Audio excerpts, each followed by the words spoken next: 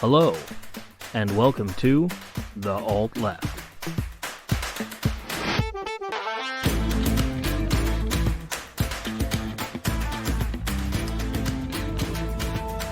Welcome back, everybody, to episode 76 of The Alt Left. The world sucks. Everything is terrible, and we know it. And rather than devote an entire episode to why you should be sad, horrified, outraged, and want to burn the world down, we're actually going to play the episode that we recorded just a couple weeks ago, where I was a guest on our best friend sister podcast, 805 Uncensored. Jordan had me on, and we were actually discussing the rights and wrongs of nonviolence versus violent tactics in regards to fascism. And if you think that just means guys with tiny mustaches and swastikas, you're wrong. This Roe v. Wade debate is gender fascism. 100%. It is demonizing women as the other. It is deciding they are not people. And what we have is going to go down in history as one of the greater travesties of our society and one of the greatest mistakes we make. And whether or not it goes up as a horrible institution like slavery, because it will last, or it is going to be a bookmark because it was torn down in a year, we'll find out. But with the current state of the Democratic Party using this as a fundraising endeavor, and the Republican Party dancing in the streets, and all the opposition wanting to hug it out and not commit any kind of acts of property damage to possibly protest it, I don't see this ending anytime soon. And we're just fucking sad and depressed right along with you and moping about it. There's enough people doing that, and we want to come back with something constructive, even if it's screaming into the void, but we don't even have that. I am just... Yeah, I mean, that was pretty much the big reason why we had a conversation about this, and both Chris and I and Kay, we kind of all agreed the way we feel about this. If we were to record an episode right now, it would literally just be us raging, and I'm ranty enough as it is on especially on the last few episodes. It would just be me and Chris yelling and Oh, thankfully I'm not. But yeah, right. Yeah, you're the epitome of calm and decorum. That's me. What you are. But like we all agreed, we didn't want the episode to be that. We needed to come with better heads on, and I think I would say this episode with you and Jordan fits nicely into this, because I don't think our opinion is going to change in 2, 3, 4 weeks, even a year. That the right way to deal with this is to start bringing out some guillotines. And I think the way you guys talk about that in your episode fits nicely with this theme. So yeah. There's enough people giving a long, hard, sad take or angry take about this. Your social media feeds are filled with them. All your podcasts are talking about this. We don't need to join the chorus of voices that are bumming you out. So I've got something that actually talks about some solutions. So it's not quite on the topic of Roe v. Wade, but it is definitely sibling to it. I think it's useful. It was actually a fun time. There was a really good panel. We actually came to some good disagreements and discussions.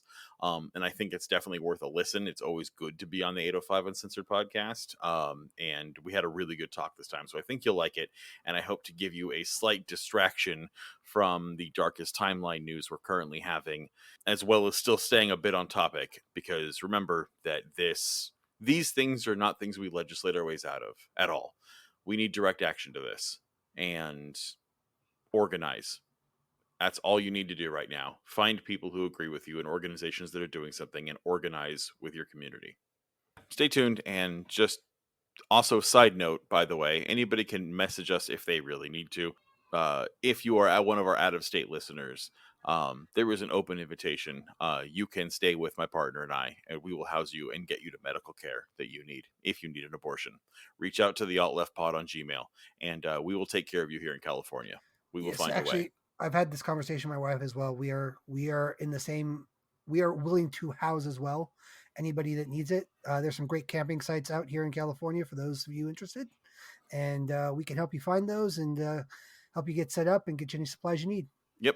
And we will get you to one of the many funded and open Planned Parenthoods out here immediately. Until then, take care of yourselves, take care of each other, and the revolution is you. Hello, everyone. Welcome to the 805 Uncensored podcast, where we discuss leftist politics, history, music, spirituality, and more. But tonight, instead of doing a regular podcast episode, we're doing a panel. This is the third time that we're doing this, and super excited about it because we got an all-star candidate list right here. With all that being said, we of course have some light topics on the panel. Nonviolent versus violent protest methodology, environmental sabotage, and uniting the left. So first things first, let me just introduce everybody. Starting from my bottom left, we got Erica from the Cocktails and Capitalism podcast. What's up, Erica? Hey, so happy to be here. I always love collaborating with you, Jordan, so this is great. Always love chatting with you. We got Omar, my homie from San Diego. He's been on my show a few times. Thanks so much for being here, man. Sure, thank you for having me. Anytime. Got Chris from the Alt Left podcast. How's it going, brother? It's going good. Thanks for having me back on, man. Any panel with Jordan is going to be fire. I'm in. Always a great time. Got Daniel Wilson. Thanks so much for being here, bud. Our rep from Ventura County, 805 represent. Oh yeah, happy to be here. Always a good time on 805 Uncensored. We've got Aaliyah, also from the 805, representing Ventura County. Thank you for being here again. Hell yeah, East County. Woo! And then we got Lou, also known as Prepper Pig, joining the panel and the podcast and all that for the very first time. So thanks so much for being here. What up? Long time, first time. Glad to be here all the way from the East Coast. Hell yeah. Okay, so how about we go to you first, Lou? Just give a brief introduction of yourself, what you do, and any relevant information before we jump into the conversation. Okay, I'll keep it brief. I go by Prepper Pig. I run an Instagram page at Prepper Pig. You can also find me on YouTube and Patreon if you'd like to support. I am a longtime community organizer. I've worked on basically everything, focusing on environmental justice and mass mobilizations. And I currently teach emergency preparedness and self-defense to vulnerable communities in my area. Sweet. Amazing. Aaliyah, how about you? So basically, I just do some community organizing and such out here on the East County. And I think I was on your previous panel. I don't know if I was on the first or the second one. Number two. Number two. Okay, great. So second time's the charm, I guess. Anyways, I'm hoping I can come back for a third one. I'm really excited to be able to be here today. Did I answer your question? Yeah, you did. Okay. Erica from Cocktails and Capitalism. Yeah, hi, folks. I host the Cocktails and Capitalism podcast. We basically tell stories that shine light on different aspects of our capitalist hellscape, and we pair each episode with a cocktail. So hope you guys check it out. You can find Cocktails and Capitalism on Instagram and on Twitter. And yeah, I guess that's pretty much it. Was there anything else that I should say? No, that's perfect. Okay.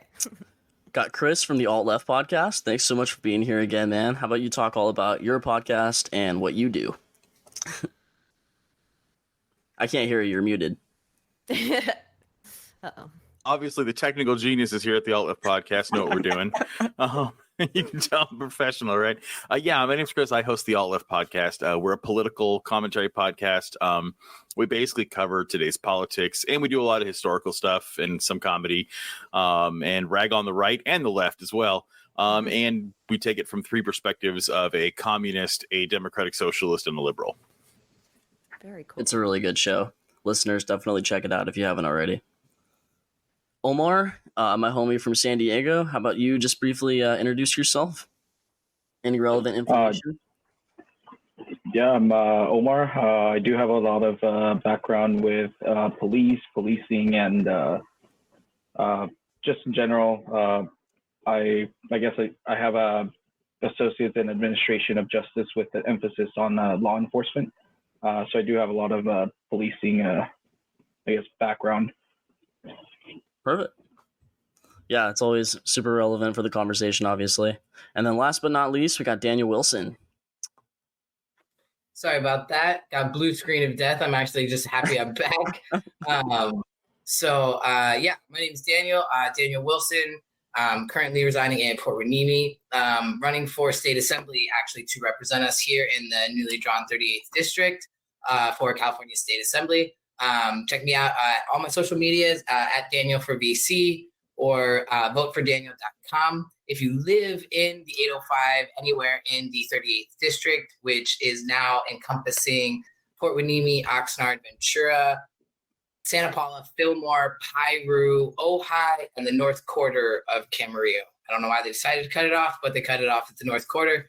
So if you live in any of those cities and you do not know about me, please check me out. I would love your vote. I would love your support. Tuesday is vote day. So if you have not turned in your ballot, please do so. Last plug, yes on A and B. If anybody has any questions, we can get into that. But definitely, if you live in our area, if you live in Ventura County, yes on A and B. That's my spiel. And Omar, I'd love to talk to all of you, especially. But Omar, I definitely want to talk to you on policing. I've got some ideas for legislation on how we can and improve the rot from the inside out. Yeah, absolutely. Fuck yeah, dude. I was already excited for this panel, but I'm even more excited now. Okay, so tonight on panel number 3, we're going to be discussing, like I said, how to build a strong, competent, and united left to combat the right, violent versus nonviolent protest methodology, and should environmentalists embrace sabotage? I also want to make a quick note before we jump into stuff. Violent protests and property destruction are not the same things, and these are often conflated. And that's bullshit. So, just want to make that clear right off the bat.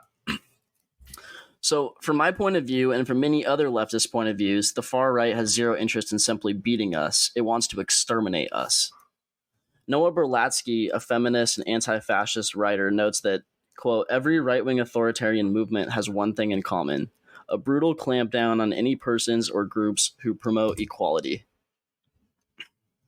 To avoid confusion, Berlatsky also identifies what he means when he says the left, which I think is a good definition because much of what people say when they lump in, quote, the left is meaningless and fictitious bullshit. In his view, the left is a broad term that refers to political movements that seek to achieve greater equality. That ideal is sometimes defined as being centrally about economic equality, but many modern left-wing movements are also even primarily focused on anti-racism, feminism, LGBTQ activism, and many other efforts to defend and secure equal rights for marginalized people. In addition, he goes on to correctly state that the far right capitalizes on the fact that mainstream politicians, pundits, and citizens are reluctant to stand in solidarity with leftists. Hitler's rise to power in Germany was largely the result of anti-leftism, as conservative politicians like Paul von Hindenburg allied themselves with the Nazis in order to crush the communist parties of the day. So, with all that being said, I want to present my first question to the panel, which is there anyone out here who thinks that the far right can be reasoned with, or that the left should embrace any kind of hands-off, anti-violent approach to the rapid intensification of fascism in this country? And why or why not? So anybody out there who thinks that we can deal with the far right in a non-violent, hands-off way? Not Okay, so I have to give a caveat. Now, granted, I literally am constantly rocking shoot Nazi apparel, so this is by no means a defense of fascism or right wing. I do believe it depends on what you mean by far right. So if you are talking about, you know, the gentle, loving, happy left side of the right wing, you know, the one that just thinks that LGBTQ and women aren't people or human beings, that you can deal with in nonviolent ways. And that's where people like Daniel Wilson come in. Like, you can do harm reduction in elections and put up leftists in positions of power, and you can get people from marginalized communities in positions of power who can do harm reduction, which is not a solution, but it still saves lives. Now, if we're going to talk about the real right, actual fascists, no, there's literally no possible way to deal with them. You know, Assata Shakur said it best, that no one in history has ever gotten their liberation by appealing to the moral high ground of their oppressors. You know, you cannot deal with that, because the far ultra right is a group that is interested in genocide, terrorism, lynchings, murders. They don't believe their opponents are human beings. And so to appeal to their humanity is folly. So I think it kind of depends on who you're talking about. Are you talking about, you know, your average dipshit right-wing oil, you know, you're talking about your average right-wing oil-funded Republican senator, or are you talking about a Proud Boy? Because I do believe there are differences in methods of dealing with them. Fair enough. Yeah, no, I'm talking about the legitimate far right, like white supremacists. Well, yeah, far right, it's on site. So I believe that the answer is yes. And the reason why is because of a book called Rising Out of Hatred that was written about basically a 19-year-old white supremacist who was born and raised in white supremacy. And his parents and step-parents, mom and dad, all siblings, everything like that, were all leaders in the white supremacy movement in the United States. So not only was he like born and raised into white supremacy, he was born and raised in like white supremacy royalty in the United States. So he was like already born with white supremacy prestige within that community. And basically over the span of like, I think 3 years with his girlfriend who was like, basically like she cared a lot about politics and social justice. And she liked him because he was like funny or whatever. I don't know, some bullshit, but she liked him for whatever reason. And she started dating him. And after 3 years, he denounced the white supremacy movement, separated himself from his family, and is now like basically like, other than the few times that he came out publicly and spoke and said that white supremacy was like just fear mongering, and it comes from like a lack of education and all this other stuff, basically explaining the reasons behind, not necessarily the reasons behind white supremacy, but the reasons why it's so hard for the United States to shake white supremacy. After he went through all of that, he explained how like it's terrible and how all of the people, like all of his previous fans, he asked them to reconsider being a white supremacist. And long story short, he is no longer a white supremacist. So that is like just one super clear example of somebody who was literally born and raised in that movement, who didn't live a life outside of that. When he went to college, got an education, and met other people, his point of views changed. So I think that it's based on the individual. Like I think Chris was saying, I think that it just happens to be who you're talking to in the moment. But I think that that's just some really strong evidence that people can change. Can I pose a question to that viewpoint? Because I actually disagree. Yeah, absolutely.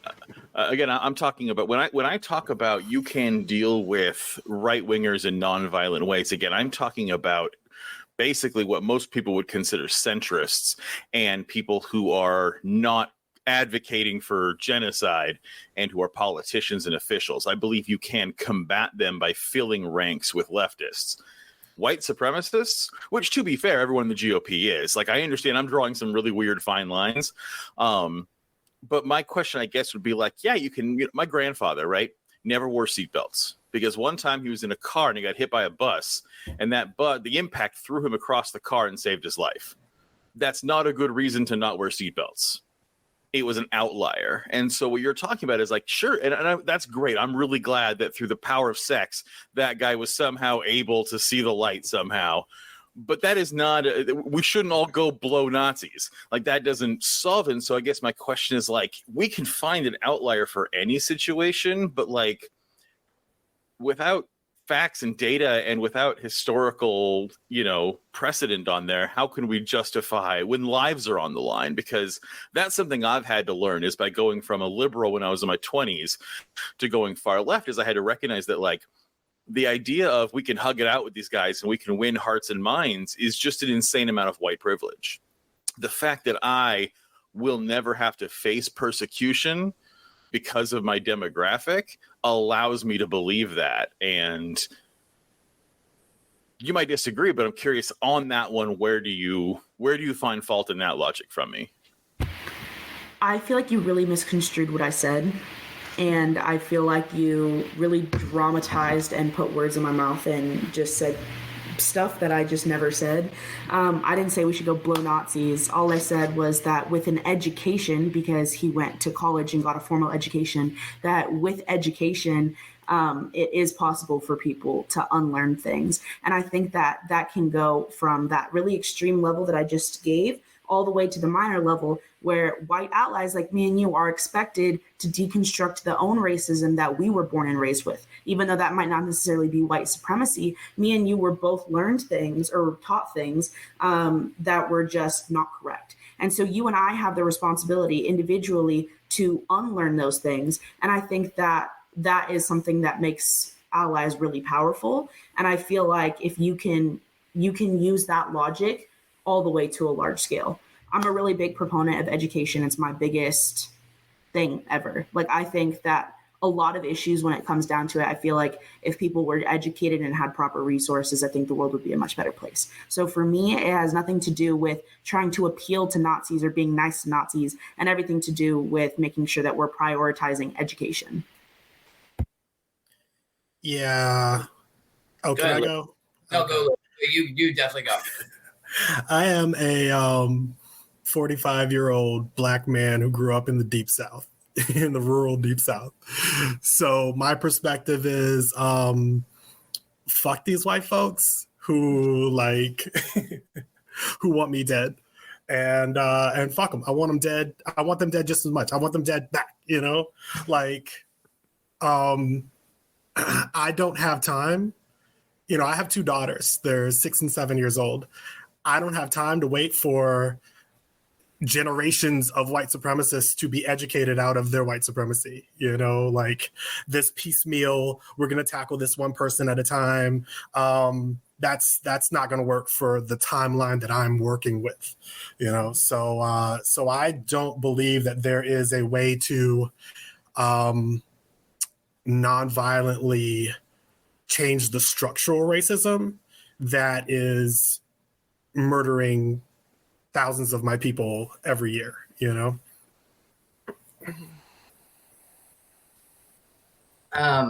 what did you want to say, Daniel? Sorry. No, I just absolutely to everything that Lou said, and touching on the very apt point that Chris made about white privilege. So Lou's right. You don't have the time, nor should you have the responsibility to educate a bunch of people who are proudly arrogant and ignorant about denying other people's humanity and existence to the extent of seeking out their non-existence through various violent means. But that is where people like me come in, and I should put in that time so I would say that, Lou, you're absolutely right. Don't fucking waste your time. But I should, and I'm going to, and I do. And I agree with Allie, and I understand where Chris is coming from as well. And I do think that it is absolutely a case-by-case basis. And I think that for people who look like us and are not going to walk into a conversation fearing for our life, if we can take a moment to have a conversation, then we should. And so from what I always say to people, whether it's myself expressing and openly being trans, you only disclose when you feel safe. And so if you don't feel safe to engage in that conversation with that person, then don't. But if you have, say it's somebody that you've known for a long time, or just somebody that you feel you have a good rapport with, but they say some backwards ass ridiculous shit, call them out on it, have a conversation if you feel safe and comfortable enough to do so. I'm never asking anybody to put themselves personally in harm's way, especially the communities that they target. But for someone like me who can blend in and pass and use that white privilege to break down some walls and have some conversations that they would not hear from other people, I have, in my own personal experience, through my family, and then also through working in my community, and then now running for office, especially with running nonpartisan, I've been able to have conversations with people that they would not allow other people to have with them.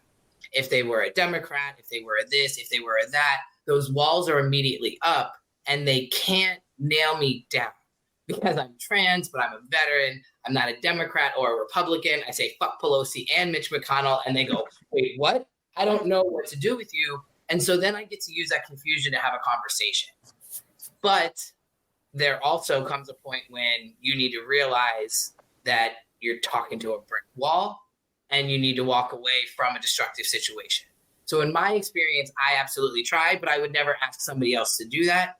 And not everybody can be saved or reached. But for people like me who can and have the opportunity to possibly bring someone out of, especially people who were raised in that and have never seen anything, education is absolutely important. So that would be my thing is I think that I have been doing some good work in my life, being able to engage with people that society has written off. And so that actually being written off kind of doubles down in their anger and their hatred and their lashing out at other people. And there are some of them that are on the fence. And if we don't grab them in their misguided rage and desperation, those are the ones that are quickly grabbed and swallowed up by the QAnon conspiracy circles and those things. So that I've already talked so much, but that's my bit. But I completely agree with Lou. You absolutely should have nothing to do with it. Fuck those people. Yeah, any responses to Daniel? Oh yeah. Yeah, of course. Jump right in. So there's an old adage, I think it's from Germany, that if you have 10 people at a table talking to a Nazi, you just have 11 Nazis at a table. You know, like there is no. I don't get this. Sounds sorry, but this sounds goofy as fuck to me. That you're like, you know, hey, let's bring these people in. Let's try to, you know, work with them and stuff. These people want me and my children dead. You know, like no ifs, ands, or buts. And even the one like even Chris drawing that line, you know, that really like slicing that bologna extra thin of you know, some of them don't, some of them do. In the lifetime of my mother, Black men were hunted for sport, hung up on trees, body parts, you know, taken from them as souvenirs, postcards of this sent around the country, around the world, you know, and this was a Sunday ritual. This was, you know, this was the precursor to brunch, you know, like these people want that. This is what they think is a good time to them, you know? So no, I'm not down for any of it, you know? Like you talk, if they're not already on the way, it's 2022, you know? If they're not already on the way to at least equality, you know, which that's a low determinant of itself, but if they're not already on the way there, they need to get punched in the mouth and, you know, and nullified. They need to be taken out of that conversation, you know, because they bring nothing to it worthwhile. So something that I would like to include to clarify sort of what I'm saying, because I'm getting the sense that people think I'm like defending Nazis or something when I'm definitely not. But like when we're talking about white supremacists, the majority of white supremacists themselves are primarily anonymous and on the internet, the majority of them. And so for the most part, a lot of these conversations would not be happening in person. You wouldn't have the ability to be able to punch that Nazi because you're talking to them virtually. If you wanted to have that conversation at all, but by no means would anybody be expected to have that conversation. But because it's this faceless mass of people online, I think that when not like when we responded, I don't know how to phrase what I'm trying to say, but basically at the point in time where pre-Trump, when white supremacists were not nearly as emboldened as they are now, because Trump made it so comfortable for all of these racist and white supremacists to come out. Pre that, white supremacists mobilized online the year that Obama got elected. So following the date immediately after Obama's election on his very first term, there was a huge spike in white supremacy presence online. And so because of this, I think that like when you guys are imagining white supremacists, you're imagining the percentage of the white supremacy population that's going out and committing these mass shootings like we're seeing. But I'm thinking of the 90% of the white supremacists that I think do have the ability to be able to be talked to. And so like, yes, it is, in my opinion, on a case-by-case basis. And I agree that we don't need to waste our time trying to have these conversations when we can be focusing on other more important things.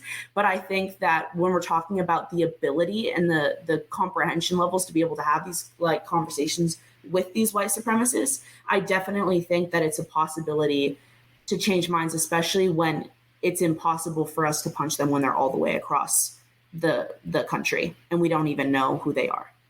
So I would just like to say it's not just online. There are people every day that are told to their face that, you know, I fucking hate you and I hope you die. And so it's for the people experiencing that, it's not just online. I do hear what you're saying is in the rise. There is a tangible, numerical, quantifiable rise in online blatant white supremacy that you're citing. Absolutely. But it doesn't just exist online for a lot of people. And so for those people that have to encounter it and engage with it absolutely every day. And Lou, you're absolutely right. I completely understand. There's no understanding another human being that doesn't understand the existence and respect the necessity for equality and equal treatment and equity in just seeing people as human. I think that the most prevalent examples that I have experienced where it's more confusion than actually, or for the people who grew up completely insulated by it and have never known anything else, people who have literally never seen a person of color, who have only read or been told about it, about the existence of people that don't look like them. There is something to be said about exposure and education and not knowing anything ever different.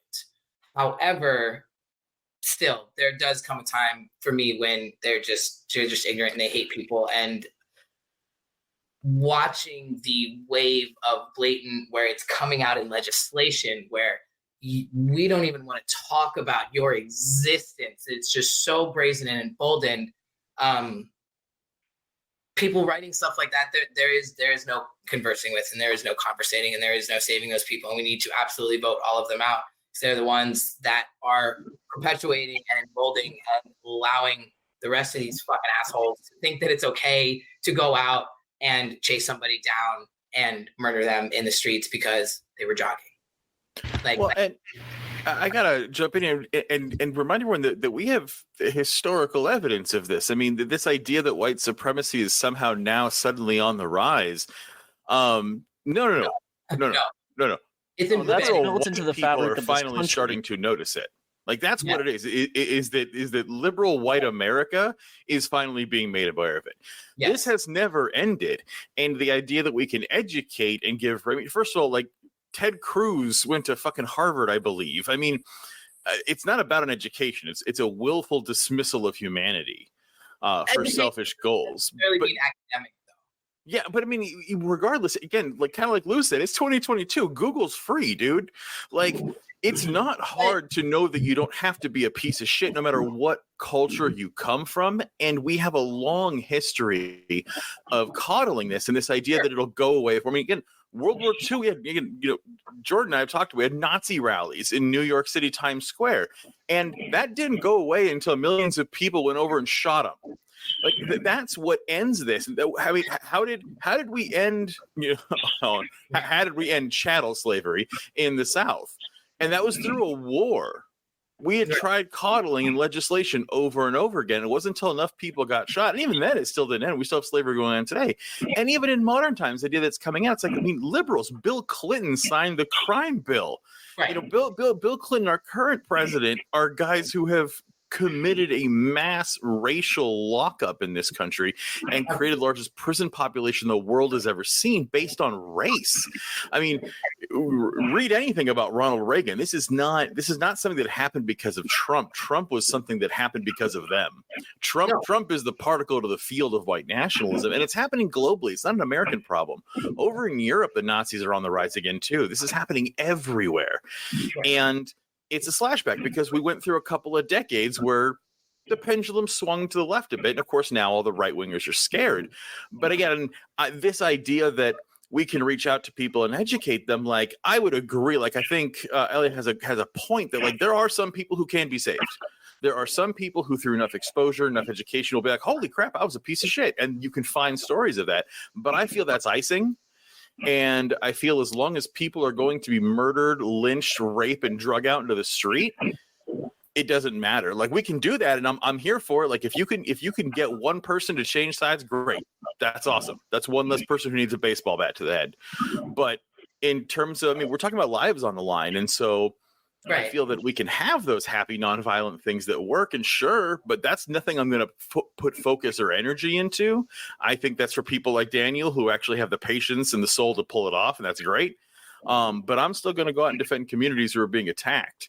And that's what I think, that's hierarchy of needs. That's what matters. And I think the idea that it's new is a lie that we as Americans tell ourselves. Okay. I would just like to make 2 quick points. I do not believe that any of this is new. It is absolutely embedded in the fabric of everything, from banking to education to like everything in our country is founded and structured around racism and the fact that other people are less than people. So no, this is absolutely not a new phenomenon in any way, shape, or form. However, the education is not about going to Harvard. And also, I would caution against telling people to go Google it themselves. We've been through 2 years of watching what happens when people Google it themselves. And so that's why I feel like it is important when someone can have an educated conversation. Again, never asking anybody who's being targeted to have these conversations. But if I just tell somebody to go Google it, what is that algorithm going to tell them that? Because it's how they phrase the question that's going to give them the answers, that's going to do the confirmation bias. And so, yeah, Google is free. That's part of the fucking problem. Like, I don't want it to not be free. I think education, all of this information should be free. However, when people are already of a mindset, they're going to shape and frame their questions that are going to give them the answers that they want. And so I don't think that education means Harvard, and I don't think that they can find themselves out of white supremacy on Google. I don't think that that's ever going to fucking happen in any way. And so it's not new. What's new is a resurgence of the boldness of it in our modern time that we as Generation X millennials are witnessing, because this isn't new. There are, as Lou said, and as there are several people within my immediate surroundings that are either second generation from ADOS, their parents, grandparents were sharecroppers, as well as the immigrant community that I live in with the Bracero program, where people are just picked up. Oh, we need you. Pick all our food. Oh, we don't need you anymore. Get the fuck out of our country. And so those communities absolutely have been targeted and should not have to deal with this shit. And we got to change it. This has been embedded in our system. It's in our laws. It's in our education system. I've got to have these conversations, though, because nobody else is going to. I've been doing this since I lived as a lesbian. No matter how ignorantly the question was worded, I would look at the person and say, do you actually want an answer? Or are you just being a fucking dick? And I think, no, I want an answer. Tell me. All right, sit down. I'm going to educate you. Because as a lesbian, I cannot tell you how many times I was asked, oh, you just haven't had the right dick. Who raped you? What did your daddy do to you? All these ignorant questions that, because these people have never heard anything else, if I don't tell them that that's not the reality, they're going to continue believing that and propagating it. And so again, I don't put that burden on anybody else, but I have watched walls come down and ignorances that have been taught be unlearned. And so that is the education. When I speak of education, that is what I mean, because you cannot necessarily just pick this up from a book, and it absolutely has to do with life experiences. And again, caveat, not everybody can fucking be saved, because I still flinch every time I go into a bathroom because of what happens to my community when we go into a bathroom, right? And I'm not comparing it to anything else, but just knowing that even by having a conversation with someone, I'm outing myself and putting myself at risk. I still personally feel the need to do that because I have seen change and seen walls break down and seen the experience and the exposure of, oh, you're that. I didn't even know that you weren't a demon, because I've just been told my entire life that trans people are demons, that they're birth defects, that they're wrong, that they're immoral. And so engaging with someone that's trans and seeing that I don't have 3 heads and that I'm not contagious and that I'm not trying to molest children, that was mind-blowing to people because they had been taught so wrong. And I'm done. I'm so sorry. I'm so sorry. So one of the things that I also wanted to clarify, because it sounds like it was misconstrued again, I never said that white supremacy was new, and I don't know why that was brought up in the conversation, because I never said it. All I said was that in 2008 there was an online resurgence in white supremacy, and there was the online community of white supremacy became incredibly more prominent in 2008, immediately following Obama's election, and then became popularized, and it became okay publicly to be a white supremacist during the Trump movement. So that's all I said. I never said that it was new. Well, I got another 2 points, 3 points, maybe, I don't know. But I'm gonna jump in because Jordan, you said you wanted some debate, man. So Fuck yeah, I there did. it is. I want to bring Omar and Erica in soon too, because I feel like they've been kind of quiet. I know. I'm sorry for that, but it's okay. But okay, so I'll start. Point number 1. I got a quote here by Stokely Carmichael, certified badass. If a white man wants to lynch me, that's his problem. If he's got the power to lynch me, that's my problem. Racism is not a question of attitude; it's a question of power. All right. So I couldn't give less of a shit about 99% of white supremacists online. All right. When they cross over into the real world, all right, they got to get got. Bottom line, they got to get got immediately. No hesitation. All right. And I'll go back to a personal story in 2013 or so, long before Trump. Klansmen, along with some of their Aryan, nation brethren, rallied in Charlotte, North Carolina. All right. And I attended that rally, like as a counter protester. Right. But I was already an organizer and I was linked in with other groups. And there was a group that it was actually an LGBTQ group here that decided, we're not going to confront them. We're going to make fun of them. So they dressed up as clowns. And every time, they go around, they'd yell white flower instead of white power, and they'd throw flour in the air. And it got national attention. Like, it got written up in all these different things, and people loved it.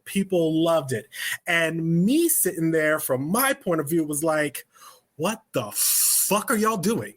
Like, these people want me dead, like, they shouldn't even be able to stand here without us rushing the fence. And of course, local police protected them, as they always have and always will. Cops and Klan go hand in hand. But I'm standing there and I'm literally like 6 feet away from these white supremacists and stuff. And this wasn't the only Klan rally. Like, I've been at counter protests against several Klan rallies in my area over the years, many in that same era, that same time. So those people who did that, like, they wanted to, I don't know, like, not coddle white supremacists, but they wanted to not be so confrontational with white supremacists. And a few years later, Trump gets elected. A certified card-carrying Klansman gets elected to the highest office in the land. What the fuck? Like, I see the line. I see the correlation between not taking that offensive when you have the chance and what happens. The outcome is they gain power, like, every time. That's the way it goes. So I'm still not convinced that this education platform is correct. I think it's probably more effective to try and educate liberals, into leftism than to try and educate a white supremacist into, I guess, centrism. Like, in the end, you wind up with a centrist. Is that, like, much better? And so a question I have for the folks, Daniel and Aaliyah, you were talking about, Daniel, you were talking about, some people just can't be changed. Their minds can't be changed. How much time do you think you have? How much time do you think I have for you to sift through all these different haystacks looking for all these needles that you can convince? Very quick response. I would say I don't spend my time looking. They fucking run into me every day. And so I choose to take the offense and the confrontation, and to have that's what I see as my confrontation. It's not coddling them. It's not allowing them to continue to be ignorant. So that is my confrontation and not coddling them. And so I don't go out of my way looking for these people. Unfortunately, they're everywhere. And so I choose some people I feel are worth more time than others. And that's again, a one-on-one basis. So again, it's not worth anybody else's time. And I don't go out of my way, and I wouldn't suggest anybody else to do so. But we interact with some of these people every day in our day-to-day lives. And so, I can ignore it and look the other way and allow them to continue being ignorant pieces of shit, or I can call them out and give them a chance to do something different and then walk away. So I'm not, again, no extensive amount of time. Sometimes it's a conversation, sometimes it's a word, sometimes it's hey, it's fucked up, don't say that shit. And I move on about my business. So I'm not talking about investing months, weeks, hours, years of my life. This is sometimes a passing moment, sometimes a drunken conversation at a bar. I'm not encouraged. Again, I don't go out of my way looking for this stuff. I don't know if I'm a magnet for it or what, but I get the most ignorant people who feel comfortable asking me these questions. And so, again, that's why I feel it is my responsibility to have that confrontational conversation and call them out on their bullshit, because they're fucking ignorant. Well, I think a problem we're having also is we're talking about personal ethos in this versus policy. Like, it's like, I think several of us are talking about what should our policy be on dealing with these fuckboys, and part of us are like, well, how do I want to personally handle this kind of garbage? And again, if someone wants to personally not engage in a destructive way, that's fine. But I think it's kind of one of those, we have to make a decision which one we're talking about, because how someone handles it personally doesn't matter, because that's your personal business. No one can tell you where you can draw that line for your own safety and your own wanting to deal with other human beings. But policy-wise, if someone wants to take a bat to a Nazi, it is your duty at the very bare minimum to get the hell out of the way and never dismiss it. Oh, yeah. Just sorry, Chris, real quick. Omar wanted to respond to Lou. Yeah, I just really quick, just wanted to say, I like you said, you do have these conversations, but I think on this, I kind of side with Chris and Lou a little bit more, just because I if they truly are not understanding and they've lived their whole life not understanding, your side, or like you said, you're educating people, but how many of the conversations that you've had does it feel like it just ends up falling on deaf ears? Just because I truly don't believe that, years and years of thinking a certain way is going to be changed with a conversation, a single conversation, and I'm assuming a lot of these people that you've tried educating, you probably have never seen them again afterwards. It was probably just a one-time conversation, and that was it. But I don't believe, I mean, you can correct me if I'm wrong, but I don't believe even 90% of the conversations that you, or the people that you talked to, ended up walking away with their minds changed. I don't believe even at least 90% were changed.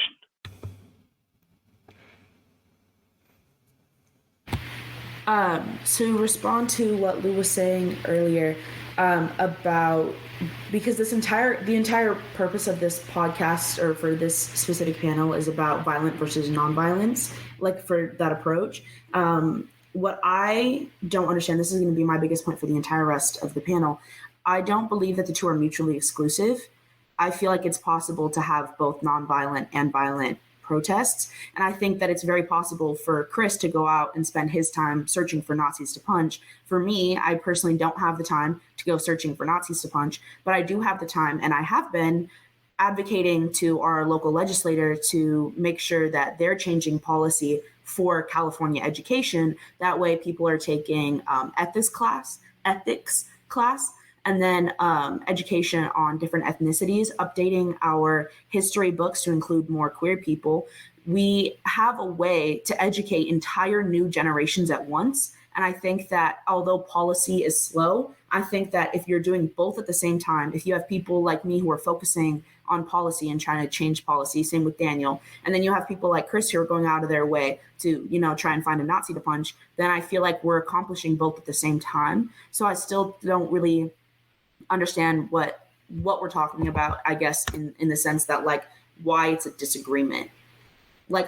Maybe you guys can clarify for me, maybe, but is the conversation which one is better or which one is most effective, or is the conversation like what we think we should be doing? I think we're generalizing your viewpoint, and maybe we totally did that. Because typically, okay, so for instance, what you just said is something I very rarely hear.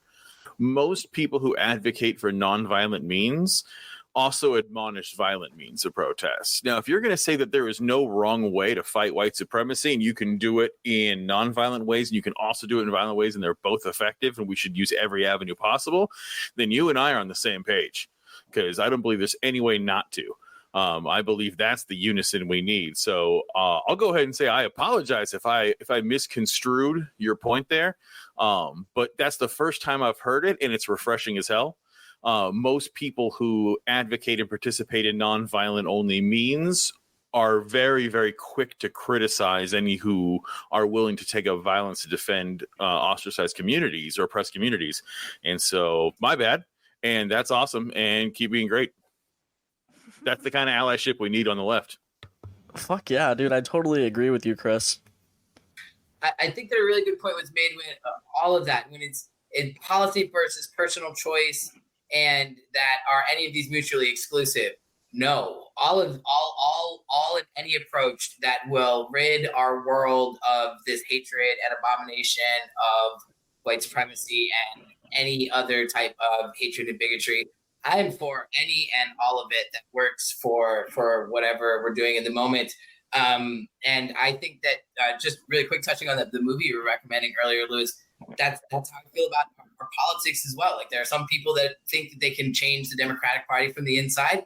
I think that we need an inside-outside approach. We need to have ground organizing as well as electoral focus on our local stuff. So I think that writing off any solution that could work is not good for any of us. So whether it's political and trying to change the political world, or rooting out white supremacy, I agree. By any other means necessary, violence will be had. So if we don't get what we need, then it will happen. So I want to clear that up as well. I was not saying that what I'm doing means that we shouldn't be punching Nazis when they get in our face. Everybody's approach, I think, here is good. I think that we were saying, was it even worth it? Was, I think, the point that I thought we were trying to debate. But yeah, anything that'll work. Punch them out, write them out, stop letting them be elected, stop letting them have guns, whatever the fuck we can do to stop letting them have power over people. Because that's Lou made that also one of his many millions of good points. But yeah, it's about power. And so as long as they continue thinking and believing that they have power over people, they're going to continue doing these terrible things. Okay, so what do you think, Erica? Yeah, I was literally just gonna ask that because yeah, my thoughts about this question are less formulated than some of the other questions, but I in no way think that it's wrong to punch a Nazi.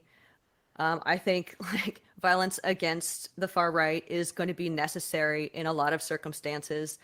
At the same time, I deeply worry about the ramifications of that violence that we would meet these violent people with, because I know that, and I've seen through my own experience of protesting, that when you go out and are perpetuating violence or destruction that isn't targeted, that the response to that is you don't get your goal met, and then there's a ramping up of militarization around you, like fucking the campus cops, get all new armored, fucking equipment and everything. And so if your violence is just to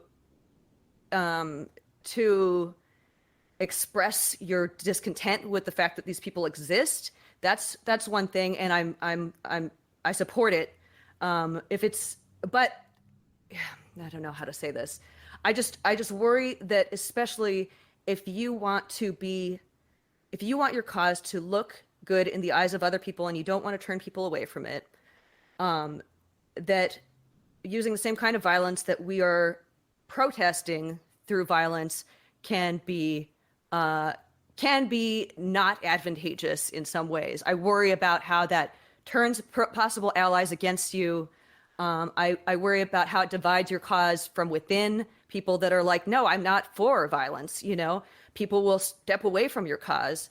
I mean, all of these things are concerns that I think you need to be thinking about when you're deciding how to express the violence that is justified, against the far right.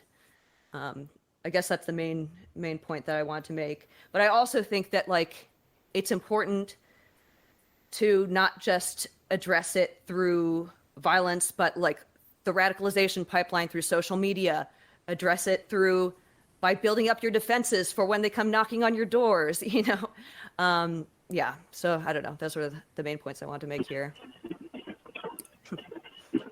If I punch a Nazi and my allies, quote unquote, step away from me, they weren't allies to begin with. But I worry that we have a week divided left. Somebody's breaking up really bad. Yeah. I hear it in the background. For not talking. Yeah. I mean, yeah. I think it was you. Okay, we're good now. Sure. Sorry, can you make your point again, Proper Pig, Lou? Sure. I said that if I punch a Nazi and my allies, quote unquote, step away from me, then they weren't allies to begin with. Yeah. I just wish that the left was at a point where we didn't need every fucking ally we could get, because we're so weak compared to the right. The media apparatus that the right has that is radicalizing people like fucking gangbusters. It's so strong. These people are unified. The left is so fucking divided. And then you turn the person next to you that is on board with 99% of the things that you believe in away from you. That's the kind of shit that I worry about. And I've seen so many times amongst my friends, seeing them divide up and then be like, fuck no, we were all about the same fucking thing, guys. What are we going to do now? So that's, I mean, I worry that I'm going to be this moderating voice in this conversation of bringing up concerns and other considerations. But I do feel like those kinds of things need to be talked through and not just say, yes, violence is all just blanket good against fascists and the far right. No, if we just take that approach, then it's going to be a fucking shit show. Right, because we have to keep in mind how fucking far right of a country we live in. Yeah.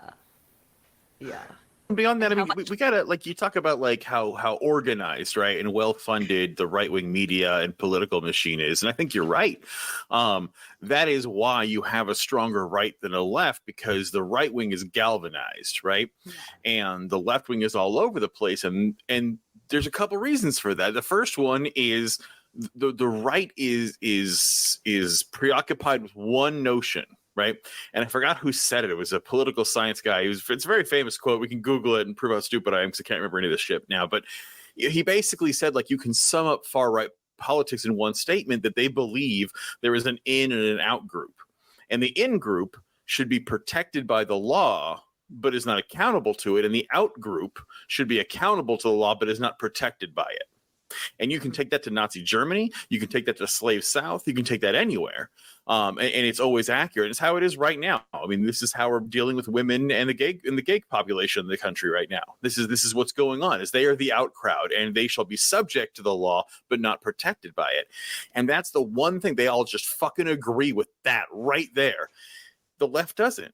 The left are communists, the left are anarchists, the left are socialists, the left are Democrats, the left are all these different political beliefs that are very different, and they unite in how much they hate fucking Nazis. But that's about it. I mean, we're literally talking about the use of violence, and even all of us here who are pretty closely aligned with each other have disagreement where you would not find a right-wing panel having this level of nuance. The left is educated in their political beliefs. The left doesn't turn on Tucker Carlson and just take it all the way down to the balls and say, yep, that's what I believe in. The left doesn't do that. The left will read something and go, oh, that's pretty dope. I should read some more theory, or I should read this other book. And someone else will be like, hey, you should come to this meeting. And we meet other people. We get nuanced opinions. I'm not trying to like tote us here because there's some stupid leftists. Trust me, I've been one, and there's a million of them out there. You did an entire episode on fucking Jimmy Dore stands. Exactly. Like, you know, we got people like Jimmy fucking Dore and his fan club, you know, which are just fucking white centrists. I mean, so it's like the left is all over the place, and it is both the weak spot of the left, but it's also the good thing about the left, because when you're talking to a bunch of leftists, you're talking to people who have read something more than a coloring book. And when you're talking to the right wingers, they're people who pretty much just watch Fox News and read the Daily Stormer. And that's it. That's all they fucking care about. These are the people who will be like, well, you know, you wouldn't have all this black on black violence in Chicago if people would just stop talking about race, you know, and they just parrot these bullshit. Like, how come there's not a Mother's Day for white men? And they just parrot this self-targeted victim fetish, and they're united in this where the left isn't. And I mean, I've had Jordan on my shows where we literally talked about like, why we don't subscribe to each other's personal political spectrum, even though we're completely united on almost everything. And if you're going to have an educated, nuanced approach, you're going to have disagreement, and that's why the left falls apart in the face of that. Now, you can combat that with things like solidarity, with mutual aid, with workers' parties. But here's the other problem, is the United States, like Jordan said, is a far right-wing, authoritarian, fascist, white Christian nationalist nation. And so we have had decades of an FBI and CIA and COINTELPRO programs who have done nothing but dismantle left-wing groups and tear apart anything. I mean, even BLM, which is not a great way to do this, at least got something. They learned this from the Panthers, that you have to segregate. You can't be coalesced. You can't have a central leadership, because the FBI will kill the guy in charge and put someone else in. And that's so for me, those are the true reasons I see why the left will always never be able to have that galvanized nature. Is we're nuanced, and if we ever get organized, we get shot. Okay, I don't want to jump in, but I do have to run, so I just want to make a quick point, and also thank all of you. This has all been wonderful, and I think. Oh no, you're leaving? I think that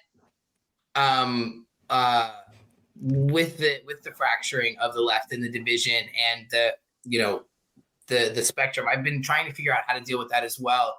And I think that what we're exhibiting here, not only the conversation, the dialogue, but and I don't know how to get more people on the lefter end of the spectrum, from liberal, conservative Democrat, all the way to, socialist, anarcho communist, to not care that the person next to them isn't at their level or doesn't want to do the violence. Like, okay, man, you go do your violence. I'm gonna go over here and do the peaceful protest. Why does that have to fracture us? Why can't you go do your response? And if I don't agree with that, but I know that we're fighting for the same mission, I go do my own path towards achieving that mission. And I think that is how we can actually start to win, is because then we're being effective in every area that we all have valid reasons and logic and, nuances. We've all, been very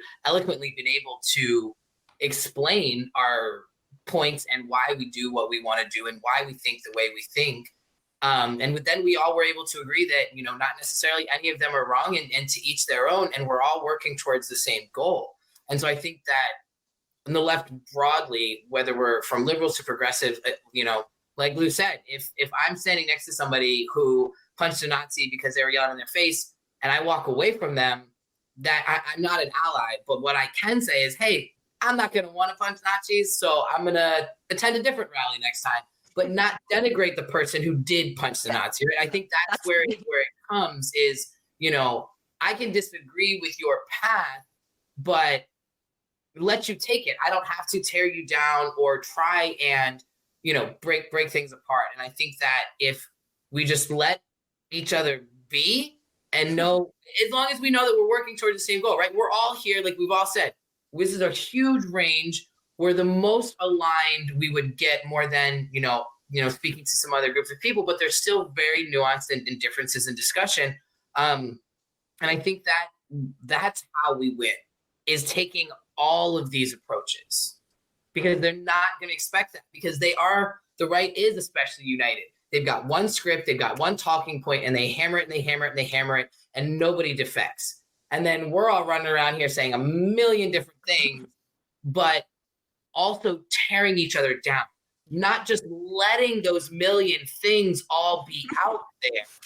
It's, hey, I'm going to say this, and you're a piece of shit because you said something different. Well, you're a fucking communist. You're a fucking Marxist. You're a fucking democratic socialist. Blah, blah, blah.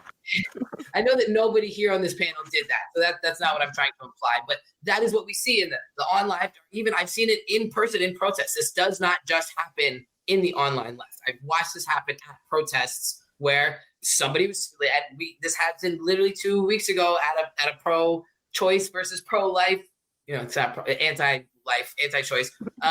Where we had anti-protesters show up, and one person decided to scream in that person's face until they left, and that made some people uncomfortable, and so they left.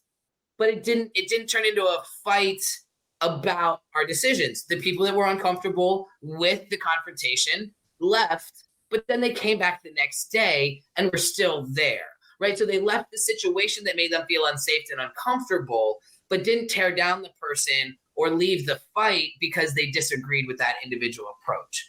And so that's what I would just say with all of this, is that we're all right, and we're all tackling fucking Nazis in any way that we can, because fuck those guys. Like the fact that we still have to tell somebody today that I deserve to exist in 2022 is unacceptable. And so however we can eradicate the need for that conversation, I am here for it.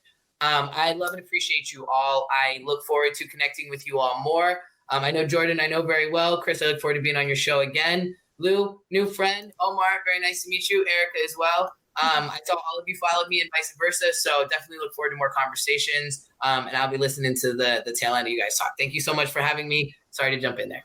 Thanks so much for coming, Dan. Have a great rest of your night. Bye, guys. Cheers. I can't believe we only have gone over one question. That's fucking awesome. Sounds like a leftist panel to me. Yep. All right, I think we number started two. touching on the second one, right? What's that? Environmentalism. Yeah. We started. No, we kind of touched on wasn't the it second leftists? one. The left being divided. Yeah. Oh, Where's the yeah, second a one? little Let me bit. look. Okay, I already so gave my 2 cents on that one. yeah, okay, so I think that we can all largely agree that the far right is united, but the left is not. So I wanted to ask you guys, what do you think are some of the primary reasons the left continues to be divided? And secondly, what role, if any, obviously there is a role, do you think the manufacturing of consent by the media and decades of anti-socialist and communist propaganda have to do with the disharmony of the left? Look, can I jump back to the first part of that? Oh, yeah, go ahead. Because there's an inherent assumption in that question that the right is like more organized, and I've had the experience of working with the right, on campaigns, and they're not. They're really not. They just don't give a fuck about each other's picadillos, Right. Oh, Not well, that they're organized, that they're united in their ideology. right. Yeah. They're not. I think the right is really kind of a paper tiger. Like they look organized because they have all this money, but a lot of it is astroturf. A lot of it is astroturf. And they don't have the longevity. They don't believe in deep organizing and the kind of like cultural changes, right? From the Hayman's principles, we have the idea that that you go into organizing understanding that you will be changed by that experience. They don't have any of that. They don't have any of those principles going in. They go in because they see like a direct threat to their power or their capital, and they just want to remove that threat. And they'll ally with anyone, they'll work with anyone, they'll say anything, no matter how ridiculous, they'll do it all. But the minute you start to like pull at these threads that are naturally there, they kind of fall apart, like every time they prop somebody up, oh, well, this person's also a pedophile, or this person's also like a closet homosexual who's condemning homosexuality, like they have all these things in their closet, but in the background of it all, they just don't like, they're willing to set aside all those things. So I don't think that they're inherently more organized or structured better. They just have a shit ton of money and billionaires backing a lot of these like think tanks and whatnot that are putting out all of this astroturf to make it look like they're a lot stronger than they are. Yeah, that's really interesting. But back to the left and all our fucking problems. You guys have any responses to that? I was going to say I do agree with you, and I the most recent example that I can think of is, I want to say it was probably Fox News, but there were these two news anchors, and they were both talking about, I think one of them was condemning Trump for the January 6th riots. So like you said, they seem like they're together, but then you have these people that are kind of like, wait a second, I don't agree with it. But I believe like the majority, though, of the party or like everybody believes in that, kind of kick those people aside. But it's also very hypocritical because you could have people like, was it Ted Cruz? He was talking, mad shit about Trump, and Trump was talking mad shit back. But then, fast forward a couple months later, he called his wife ugly. Right. And then a couple months later, you have Ted talking nothing but great things about Trump. So it's like you said, they pick at each other, and it's the fact that they're all kind of like, so, they unspokenly look at each other and go, okay, we all kind of believe the same thing, and we're all going to believe it. Even if you disagree with it a little bit, you still have to believe in all of it. And if you don't, you're out of the club. Yeah. But you can come back to the club as long as you say that you still believe it. And it's kind of like that falls. Also known as a cult. There you go. So it's like, you can be part of the club as long as you believe what we're believing. But if you don't, you're against us too. And that's, I think, also what Daniel was saying, how, the left is more willing to have arguments and speak about it when you have these people that are like, look, we are aiming for the same goal. How to get there is what we're arguing. Whereas the far right is more, that's our end goal. This is how we're going to do it. And if you have thoughts about how to do it otherwise, it's going to be, you're against us. There's no talking about it. And I think that's why the left is a little bit more not united, in the sense that, like, the goal is there. It's just how to get there is what's holding back the left. It's the different ideologies covered under the umbrella of the left that's causing the kind of like the getting stuck. If that makes sense. Yeah, I guess I'll just add, kind of a little bit of what we were already saying. The left is naturally more diverse in all ways, including our opinions, our beliefs, which is beautiful and amazing, but it makes us more susceptible to infighting and also to infiltration and by forces that want to divide us from each other. So that's, it's like our Achilles heel that we have. But kind of like what Dan was saying, like if we're able to inhabit the space where we're able to exist with these differences in our approaches and not jump on top of each other and shit on each other and tear each other down, then we can use our diversity as like a strength and a real tool for getting our goals met, and not something that's going to just make us unravel. Well, and to be fair, though, I think our willingness to jump on each other is also a strength, though. I mean, that's how we get people saying "fuck Nancy Pelosi."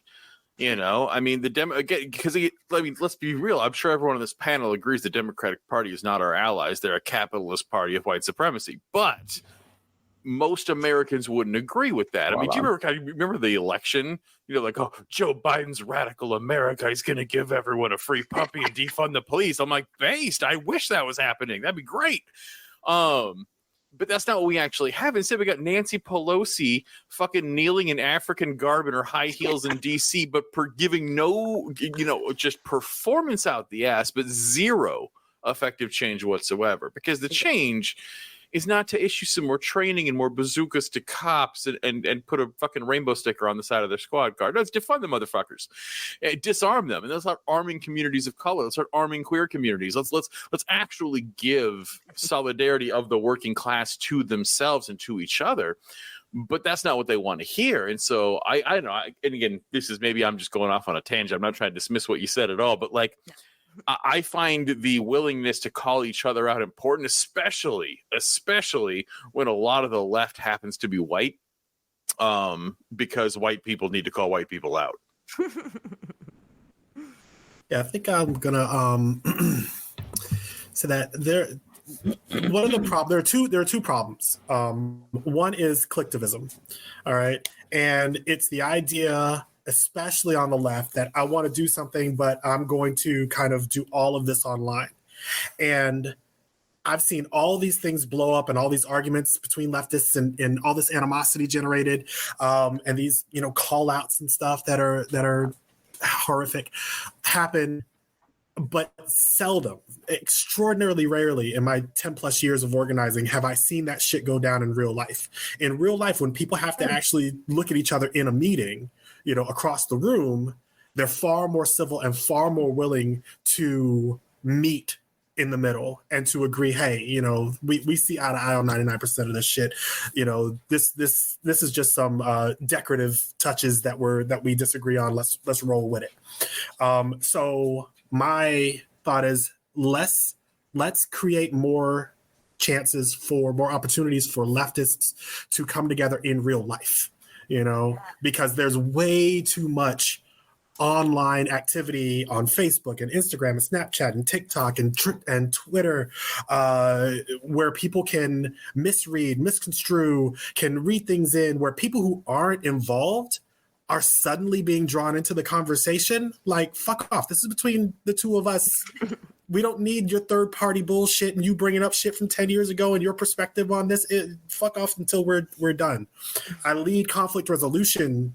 I educate on conflict resolution. And when we're doing that, when I'm saying, hey, that first part, like, you don't bring the community into conflict resolution until the very end. Everything that happens in conflict resolution is between the two parties that are affected and the mediator. And most of that is just on getting the story straight, getting to where they both sides agree on what the fuck happened. And if you leave everybody else out of that room, you can get there. If you bring everybody in and you have 30 voices, you're never going to get there. It's just going to blow up. The second thing that I wanted to say was the left doesn't understand triage.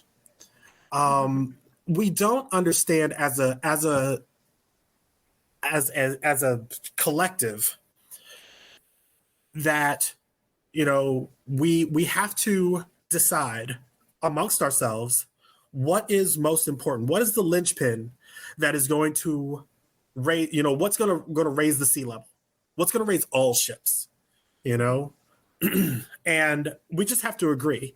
I think that we can agree on almost anything if everybody agrees to just, hey, put your shit aside for a little bit, set your ego aside, put your particular soapbox down for a minute, rally behind this one thing, and let's do this shit. For me, it's worker rights. I think that everything kind of ties into that with healthcare, with universal basic income, with changing people's, working on income inequality. I think that all kind of ties into the nexus of workers' rights. But that's just me, and we can have a conversation about that, right? Class consciousness, as Jordan has brought up. But yeah, I think that we have a real problem with triage in this, and the right. That's the one thing that they have that we don't. Is they're like, top of the tree, money. Top of the tree is capital. If it's fucking with capital, we got it. We gotta snuff it in the crib because that's it. Mm-hmm. Well, to be fair, too, both political parties automatically adopt the right-wing framework of any argument. Like, the Democrats are supposed to be the quote-unquote left. Whenever they're in any kind of fucking debate, they automatically assume good faith with any right-wing argument, to the point where they even accept the argument as legitimate. Like, there's no fucking left party in this country whatsoever. Mm-hmm. Amen, brother. Get no argument here. But also point out there has never been a viable left party. Like, sure, you have left actors. Yeah, we got Thaddeus Stevens who existed, but like John Brown was awesome. But like we have left actors in politics, but you don't have a leftist party ever. I mean, again, because even like the Communist Party was infiltrated by the FBI from day one. We don't. I mean, the only closest thing we've ever had to an actual leftist party in this country is the Black Panther Party.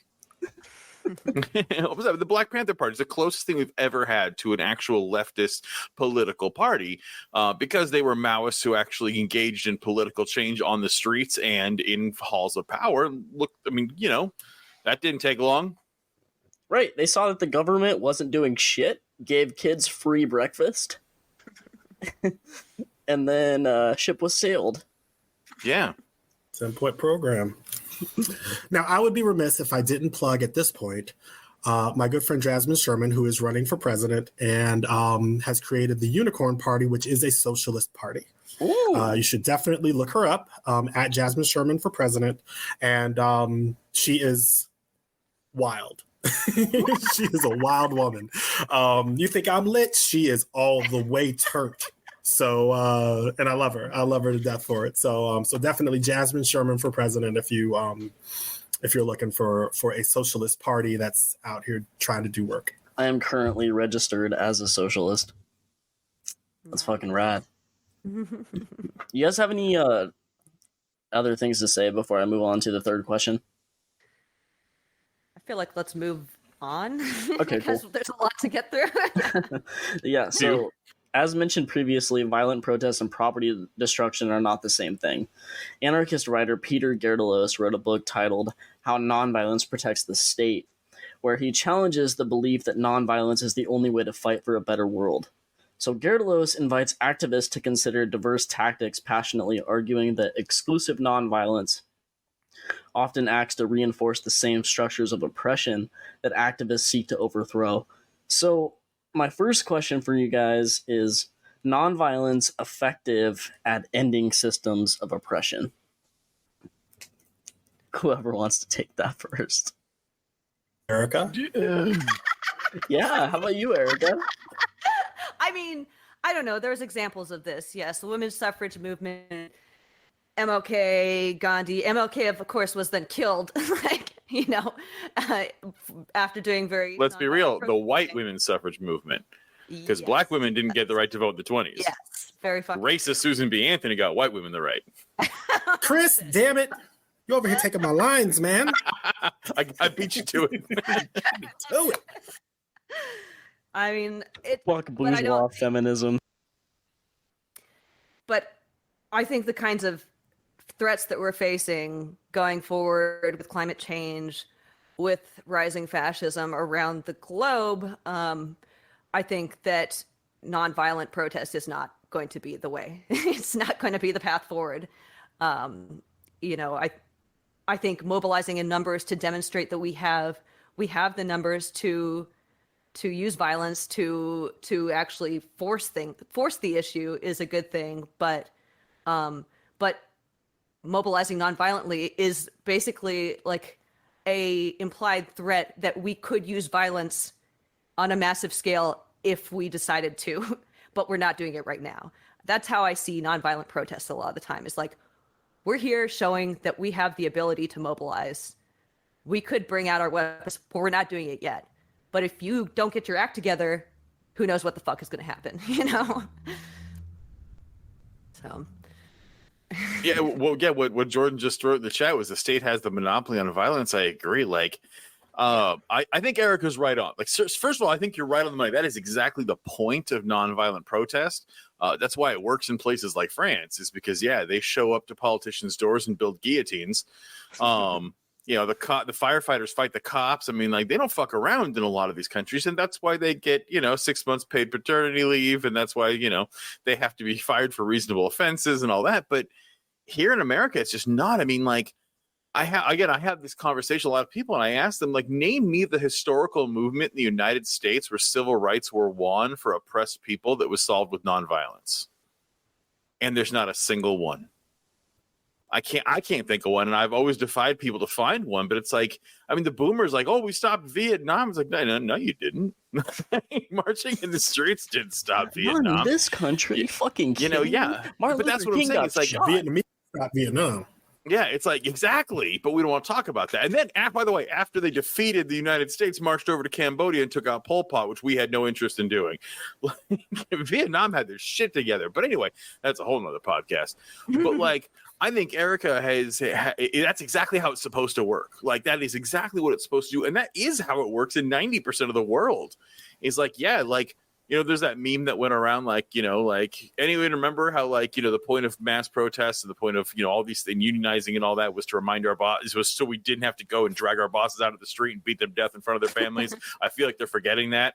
And it's like, that's how it works, but not in America. In America, we can't it doesn't matter. We can sit on TV every single night and watch a new person of color who's unarmed be murdered by police and be like, less bazookas, and then maybe, and even that's a controversial thing. But the second that the Supreme Court decides that 51% of Americans don't deserve right over their own body autonomy, and people peacefully protest. I mean, these were white people with charcuterie boards. This was by far not a scary protest. People were writing on sidewalks with chalk. That's what was happening at the SCOTUS protest.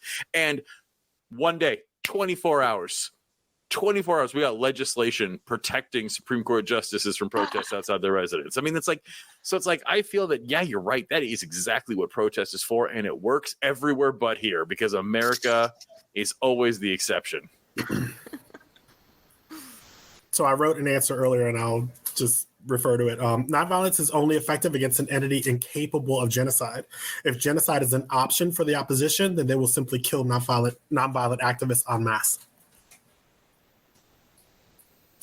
Jesus fucking Christ, I couldn't agree more. It's terrifyingly accurate.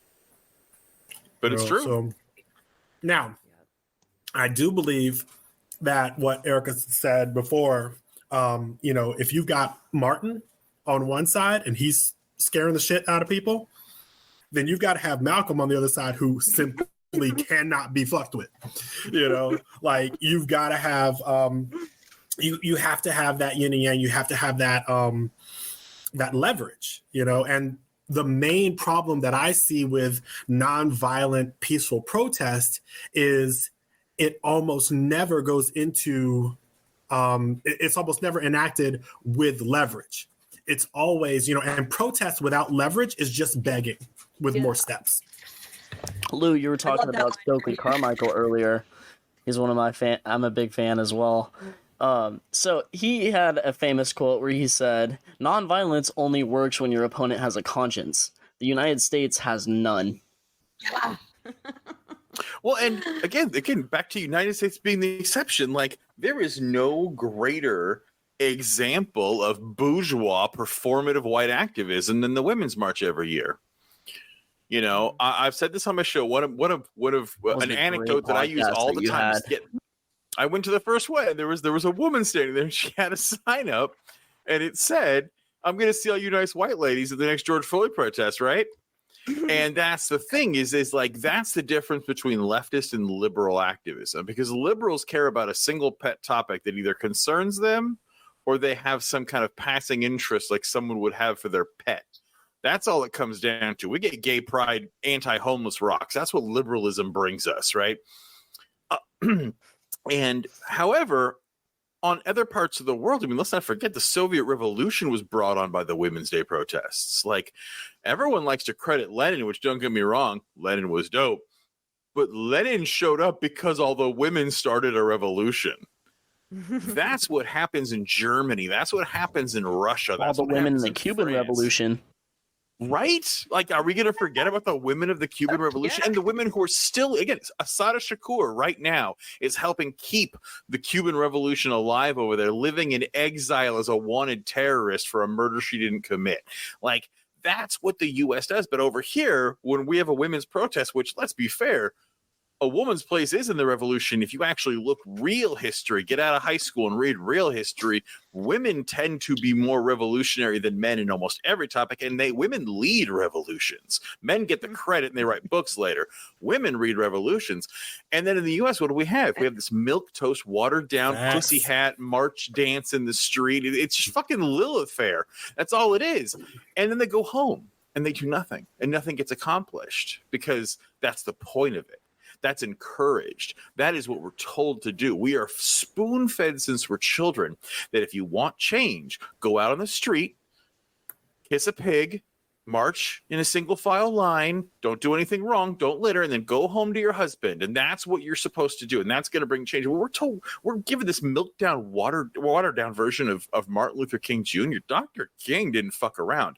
People want to think he was this like docile, just guy who was begging for rights from white people. Martin Luther King called out white people, had armed guards, and was an active socialist. And trust me, at the very beginning, he was like, well, Gandhi was kind of good and we shouldn't hurt people. By the end of it, he was uniting with X before he was assassinated. But we don't hear about that in school because they don't want you to do that. They want you to believe that the revolution is always won by bus boycotts and women marching for the right to vote and having tea and everything was fine. And if you just march enough and don't hurt anyone, then eventually you'll win the day. And that's just not fucking true. You win the day with violence or the threat of violence. And you win the day by making oppressors afraid they're about to be a head shorter if they don't quit fucking around. That's how you do it. Awesome, Chris. Yes. Bringing the hot fire. The flaming hot nachos at this mention. Yes. I would say for the audience listening, two things. Definitely look up the Deacons for Defense, because I was so inspired when I learned about these guys. If you don't know, the Deacons for Defense were the armed security personnel that were with Dr. King. And these were Black and brown Korean veterans who came home and saw their children being mobilized by SNCC and saw them being brutalized by cops and picked up their guns and ran like military style missions in their neighborhoods and in their cities to confront directly the Klan in armed combat. And the Deacons for Defense were the progenitors. They were the forefathers that gave rise to the Black Panthers. Mm-hmm. And who else? There was something I forget else. The Black Panthers gained notoriety because they did two things. They fed kids when no one else would. Mm-hmm. And the reason why they were really targeted is because after the LAPD kept shooting people, they started showing up to observe police stops, and they were armed because California is an open carry state, which means you're allowed to carry a firearm as long as it's not concealed. As long as it is holstered in full view, you can carry a firearm on you in California. And so these guys were like, dope, that sounds great. Let's go wear our guns in front of the police when they're pulling over our friends and family. And the cops got real fucking scared because all of a sudden people were shooting them back. And that's, well, you can't have, if you want to get change, you got to get white people shot.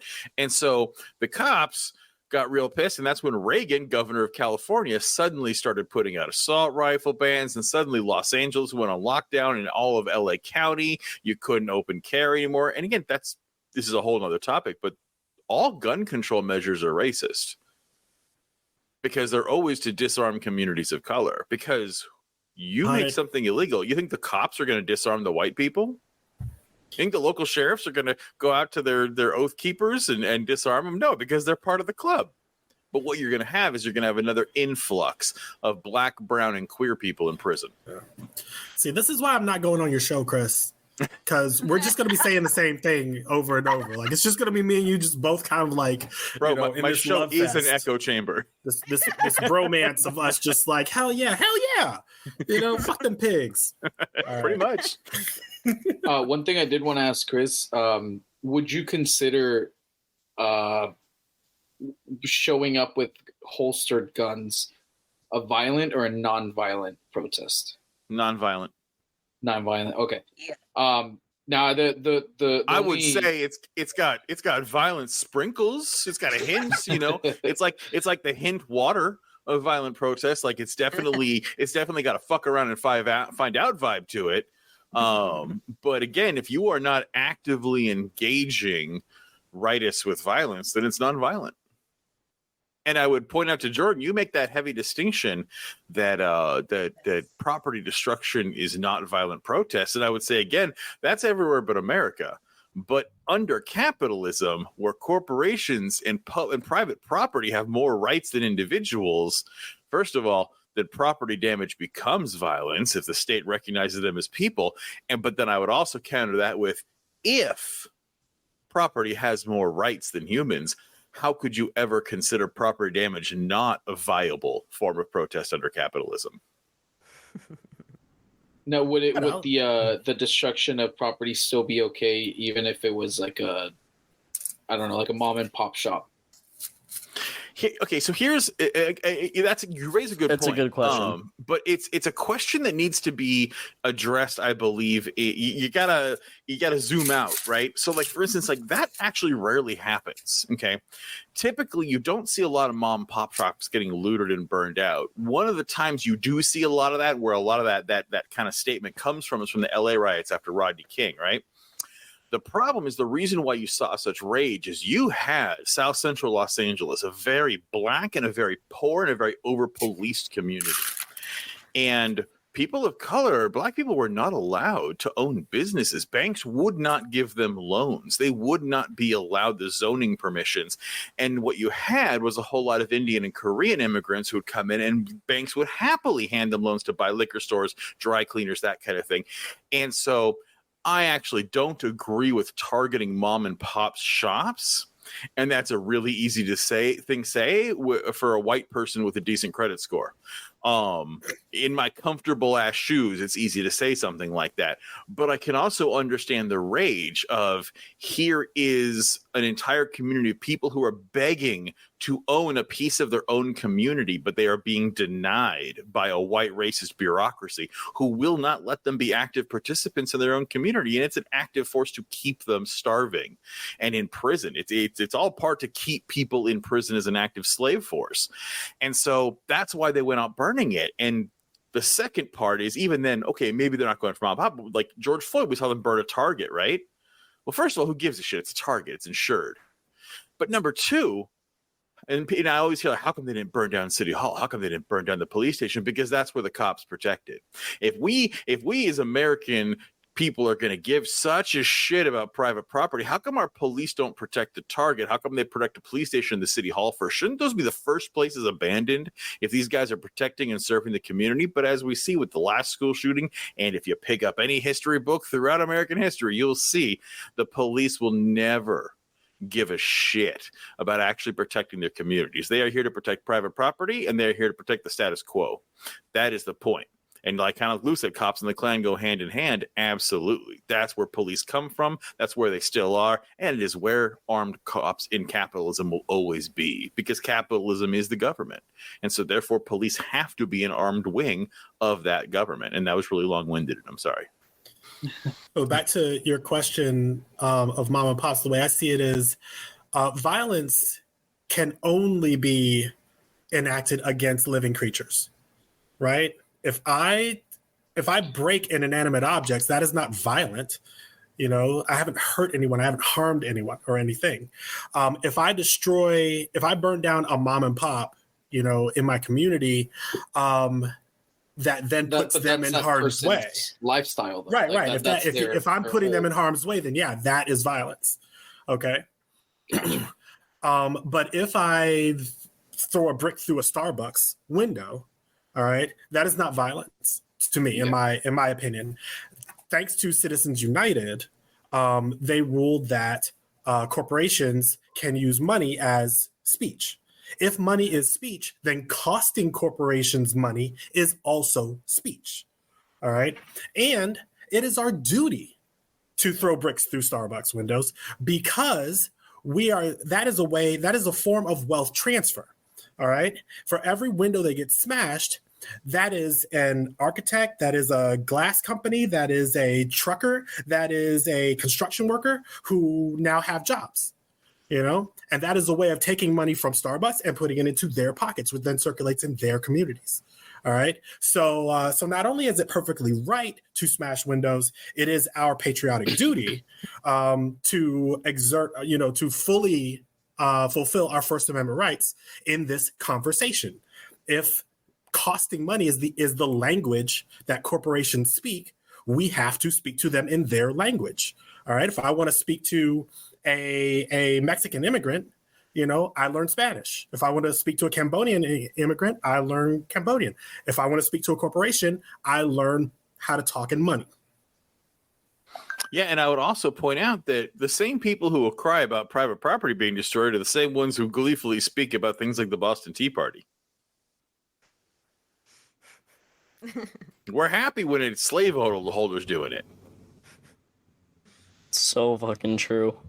Yeah, that was because I wanted to clarify because, like I said, it's about if it's a big company who a broken window is not going to hurt them, whatever, who cares? But if it's going to be a small shop and they're already working paycheck to paycheck, barely making enough to pay the rent for the location, and now they're out of business because the building is burned.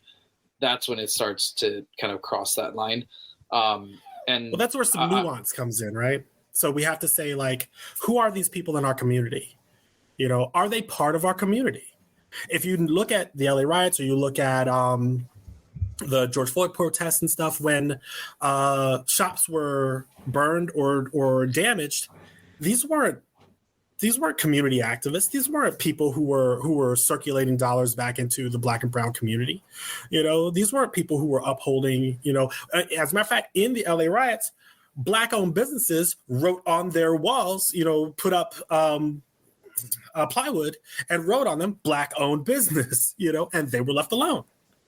It's clearly a language, a discussion, a conversation that's being had. It's just being had in a non-traditional way. At least that's where I see it.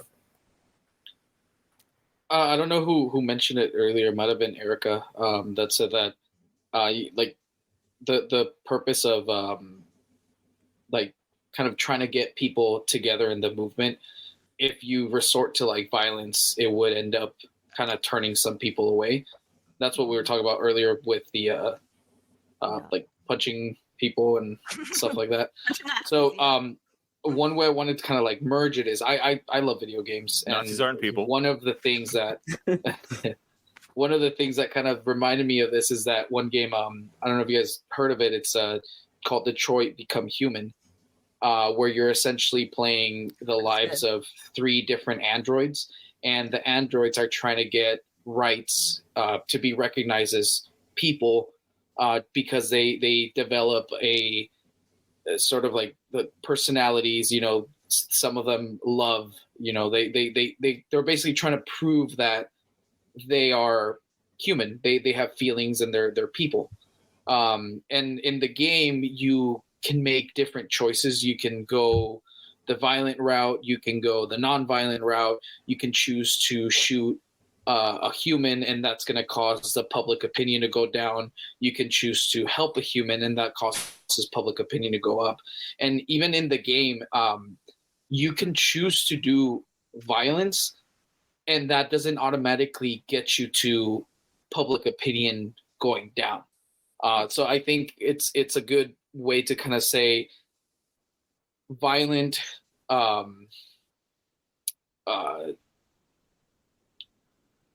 What's the word? Sorry, not a Action, protest.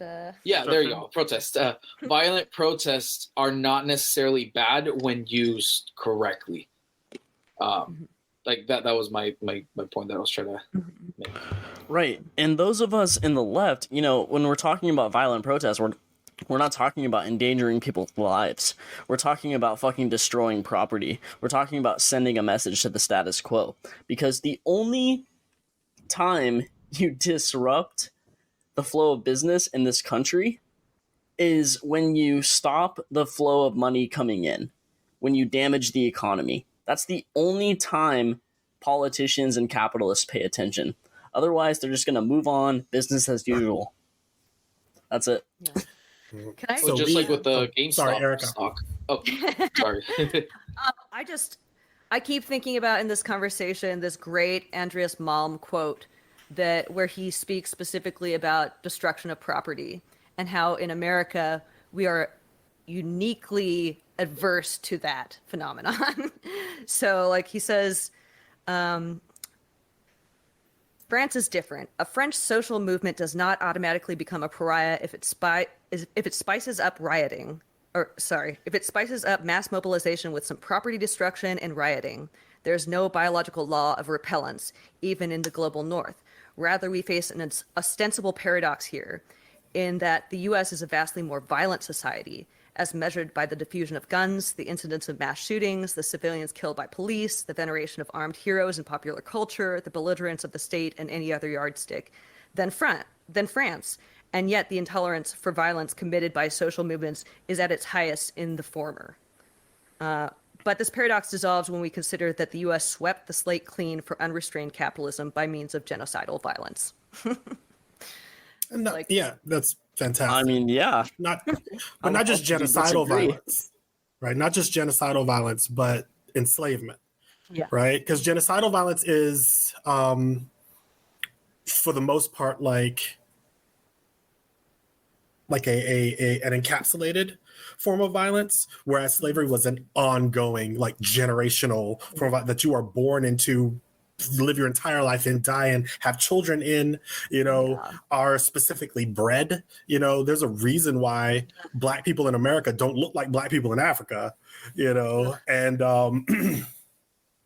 but going back, I wanted to say that I would like for us to start delineating between nonviolent, violent, and destructive protests.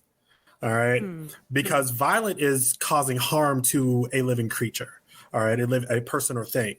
Destructive is destroying some form of property, and like Jordan said, disruptive power is really the only form of power. Now that can take a lot of forms, like boycotts, work stoppages, slowdowns, wildcat strikes, legal tactics and stuff. But ultimately what you're doing is you're slowing down the money pipeline, right? And I think one of the reasons why we are so, as a society, America is so hyper focused on destruction of property as violence is because for so long in America, the property in question was Black people. And doing anything to harm Black people under chattel slavery would cost people money, but there was always the threat. Like, people look at enslaved Black people as this kind of monolithic group that was just docile and was being pressed upon. But there were uprisings all the time. White people were terrified of Black people, rising up in any large scale way, especially after Haiti won its independence from the French. So that's when they were like seriously cracking down and everything. That's when they were like putting, that's when they had the slave patrols and, creating police forces and, Charleston with the slave catchers and stuff. So Nat Turner. That's when, so Americans have this like generational understanding. White America has this generational understanding that wealth is based in this subjugation, but that subjugation is always tenuous because those people are always seeking to assert themselves and assert their rights. Mm-hmm. And that translates to windows. And smashing them. Yes. Well, again, under capitalism, we are always going to find that it is ingrained in us since we are children to worship wealth and worship private property. Mm-hmm. That is the most American thing there is. Nothing is more important than wealth and private property. Nothing is more important than protecting that upper class. Again, it's the reason. It's the reason we can enact immediate measures to protect the front lawns of Supreme Court justices, but we can't go after killer cops. And I was having a great conversation with my mother. I was raised by two hardcore capitalists. And I was having a conversation. Yeah, absolutely. My mom was a career banker. She opened her own bank. the Sumter National Bank. You can look it up. She's one of the like charter founders of that bank.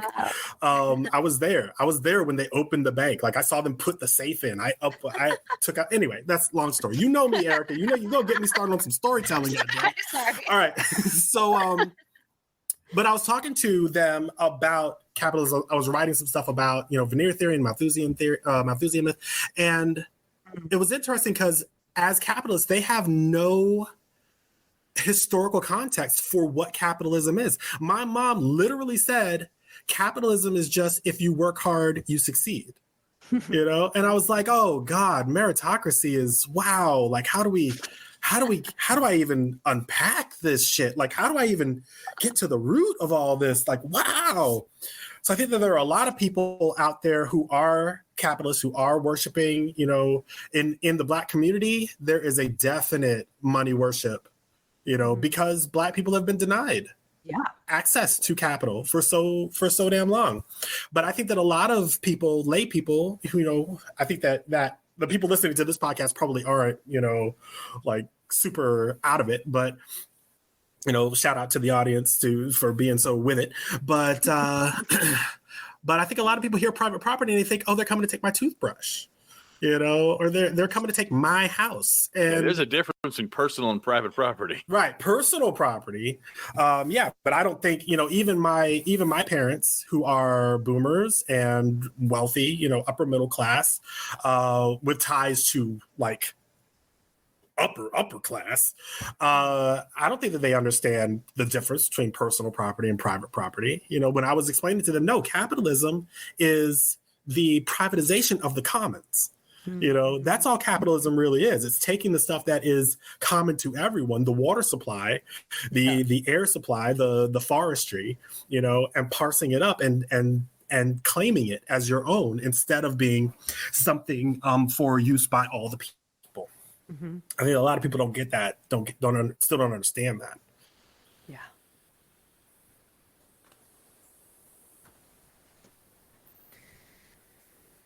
Jordan. Oh, you're muted. You're muted, buddy. Can't hear you.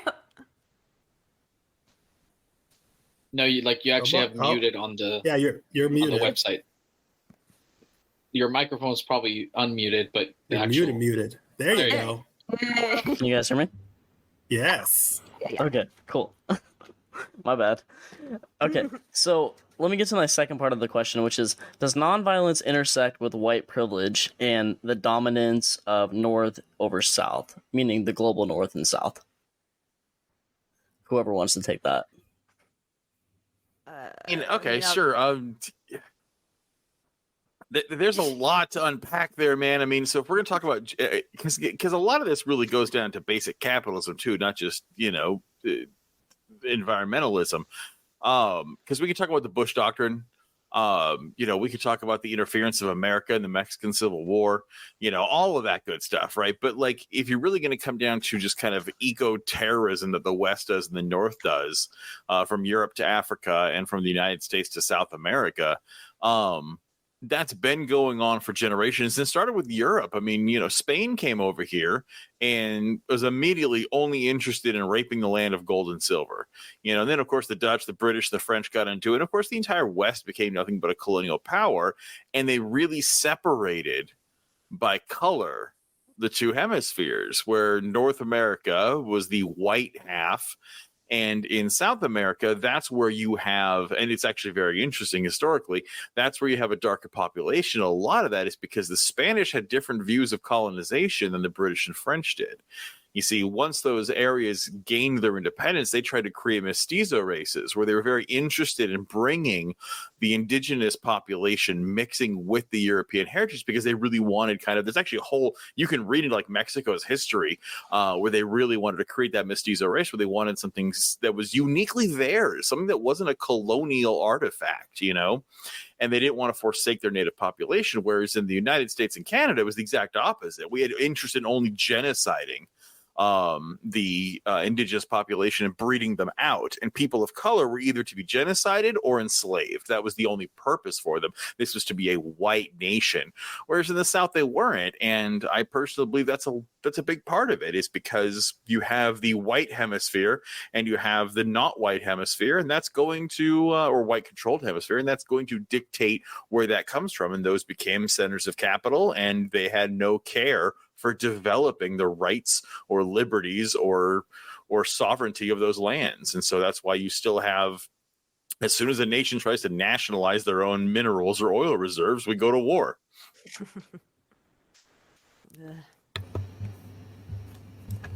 I guess anything to say? Oh, well, I guess specifically in relation to climate change, nonviolence definitely intersects with white privilege, because the effects of climate change are disproportionately felt by people in developing countries in the global South. And obviously, if we're everyone just to say, yeah, let's just take a nonviolent approach to this, what the fuck about the people that are dying in heat waves, that are dying from natural disasters all over the place, that are never going to have a chance of their economies actually thriving because they're in situations where, the soil they won't be able to till, they won't be able to raise food. They'll just completely be devastated by the effects of climate change. So it is very, very unfair to expect that we're going to approach climate change nonviolently for the people that are being most affected by it. Yeah, I couldn't agree more. So I'm gonna piggyback on that and say my thoughts on that are, 2020 was on record. I haven't seen stats for 2021, but 2020 on record is as the most deadly year on record for environmental activists worldwide. All right. And most of the deaths of environmental activists are happening in the global South, by folks who are brown skinned, who are speaking truth to power and are being gunned down in their homes or on the roadways by corporations. And, I think that nonviolence today in 2022 is entirely parallel to white privilege, because, like I said before, nonviolence only works when your opposition does not have genocide as an option. And a lot of white privilege is the understanding that, oh, these people aren't going to murder me, for sitting in the street or taking direct action or speaking out against them. And why is that? Well, that's because you're white. You do that same thing as a brown person, you know, and yeah, you know, like you look at the ranchers out in wherever bumfuck, you know, and they were on like tribal land and they had all these guns and stuff and they were ready to throw down and do like Waco Part 2. Yeah. The Bundy stuff. Oh, gotcha, Bundy. Yeah. And you've got like ATF, you know, officers like shaking their hands and, you know, sharing cigarettes and shit with them. Like, let 5 black dudes with guns show up on somebody's land uninvited and see how fast that shit turns extra violent. Yeah. You know? So yeah, nonviolence is entirely tied to white privilege. Mm-hmm. Absolutely. I absolutely love what Aaliyah said. And Chris, like the distinction that she made when you pointed that out, I thought that was so beautiful. Like that's the exact fucking kind of leftist unity that we need, you know? Which point? Sorry, just to. Well, just that we need people who are willing to do the non-violent work, people who have the privilege and the time and the patience and the ability to not die on the table. Oh God, can then, but also not bemoan those who do. Like, because look, if you want to go out there and say, hey, I refuse to do violence, I am a non-violent person and I believe we can save every soul and I'm going to do that, that's fine, as long as you're not stopping Lou from defending his children and saying that any action that he does towards people who want to lynch his family is wrong. As long as you go, oh no, I'm gonna pack you a lunch while you do that, I'm just also going to hug it out with these guys and try to make them see the light, I'm fine with that. We can disagree, because I'm not going to get in the way of your, even though I disagree with it, I'm not going to get in the way of your nonviolent approach. That's fine. Because again, the outliers exist. Great. We saved one. Hallelujah. But I'm well in agreement with the point that you don't debate people that want to fucking kill you. Yeah. But if anybody does want to pack me a lunch, all right, I am partial to chicken. I'm not buying into any stereotypes, but I am a black man who does love his chicken. So that's just, you know. Oh, damn. Fair enough. Okay, so part C of this question is, how do you think that pacifism reinforces the same power dynamic as the patriarchy? Jordan, that's where you fucked up, man. You said it was 6 questions, but you got A, B, C coming out like this guy got the math teacher bullshit going on. That's like 13 questions. You know, I'm just a dickhead teacher. You know, there's 7 questions, but each one is 3 parts. I would say that it only does that because, kind of like we were just talking about, is how like you have to have a certain amount of privilege to participate in nonviolent, right? If the Klan is coming into town, okay, and they're going to start some shit, right? And someone's got to go out there and say, hey, no, I'm going to be able to do that, and I might get heard for a few minutes before I get shot. Lou is going to be shot before he can be heard. And that distinction right there is the difference. That's where I have the ability to actually try to engage nonviolently. But someone who is advocating for death, violence, and hatred, and you're not right to exist, there is no talking it out with them. There just isn't. Like, there just is no way to go about that. And so, yeah, I would say that, again, if someone wants to do that, that's fine. What I take umbrage with is that being taught to us as a cultural virtue, that is the right and good way to do this, is to be nice and educate. It's like, no, if that's the way you personally want to do it, that's fine. But we need to not be teaching our entire culture that the way you stand up to genocidal fascism is with cake and cookies. No. You do that the way Grandpa did it. You sail a boat over to Germany and shoot him in the face. Fuck yeah. You don't be nice to people that want you in the fucking ground. Yep. I mean, I guess that's also why it ties in that, like with the whole protest, how like Fox News was calling people looters and rioters, you know, because of that same. They're burning down entire cities, bro. How many? God, Portland burned down 17 times. One point I really, really want to make in this conversation is that, so like after the police station was burned in Minneapolis, Based.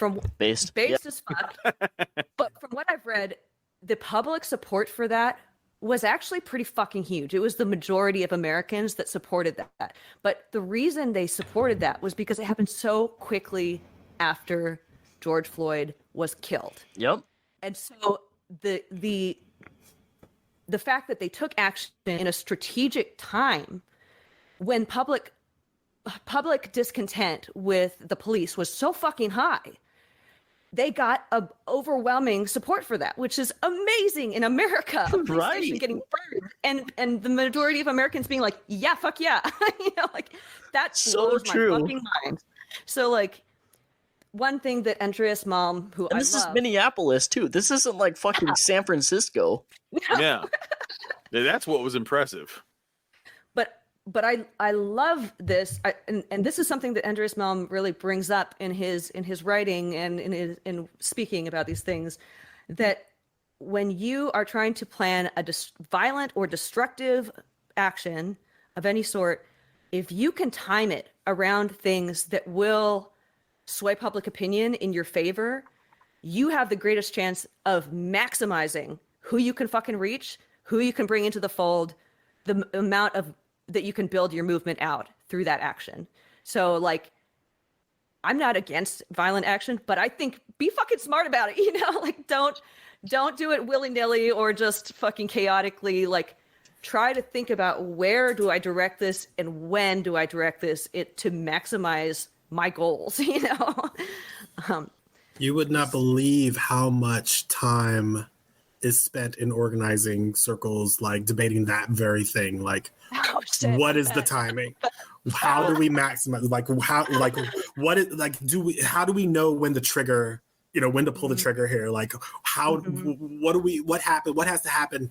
But that's where it moves from a science to an art. Like, it's your gut. You got to read the tea leaves and sniff the air and, oh yeah, the time is right. Let's go. Well, yeah. And again, let's be real. Like that was one of the most vital, and it was towards the end of his life, but that was one of the most vital things MLK ever said. Was he said there's nothing more dangerous than the white moderate, not the Klansman, because the Klansman, where he stands. And he says the part is the white moderate who says, I agree with your cause, but I want you to wait for a more convenient time, or I agree with your plight, but I cannot abide your actions. And it's like, that's kind of where like what Lou says, like, you're with me or get the hell out of the way. But if you come up and I do something and you run, you're not my ally. And so I agree, Erica, that planning is paramount. That, yeah, that's important. Yeah. But again, for me, at least, it's the least important. What matters is that people reacted, that the state needs to understand that when the state uses violence against unarmed men of color for no reason other than cold-blooded murder, there will be a violent reaction. That might be blowing up police station. It could be burning down half the city. I don't care. But no matter what, we need to ramp it up, because at the end of the day, we need to make people afraid. We need to make people in power afraid to murder and subjugate us. And unless they're afraid and terrified, nothing gets done. Yeah. Emma Goldman, the most violent element of society is ignorance. Pretty fucking good. She's amazing. So, part D of this question, because once again, I'm an asshole teacher. Ultimately, do you guys think that nonviolence protects the state? Whoever wants to take that first. Okay, so I did think about this earlier, and ultimately, nonviolence is built on a request to the state, leaving the state the power of refusal, or leaving the power of refusal in the hands of the oppressors. The subsequent negotiations will always work in favor of the oppressors, who can simply resume killing their opposition at any time.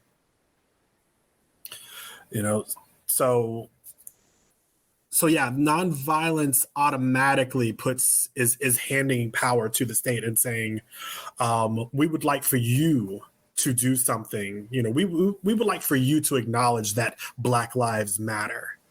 Not, if you move against Black lives, we will move against you. There's a very different power dynamic between those two stances.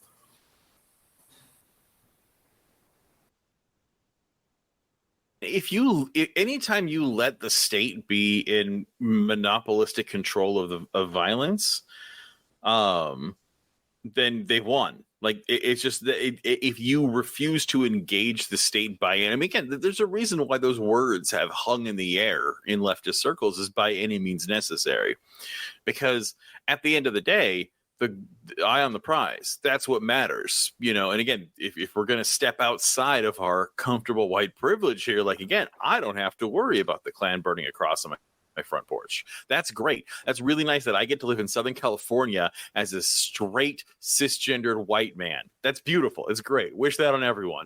But that's not the reality for everyone. Fucking A, dude.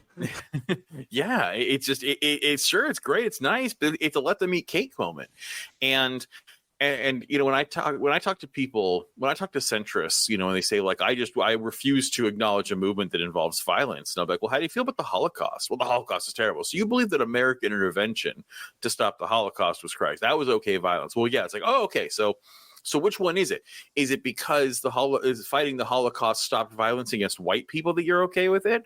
Or it was because it was trying to kill 6 million Jews that it is okay with it? Which one of those is it? Because obviously they're not going to say, well, it's because it's white people, which even that's usually the answer, the real one.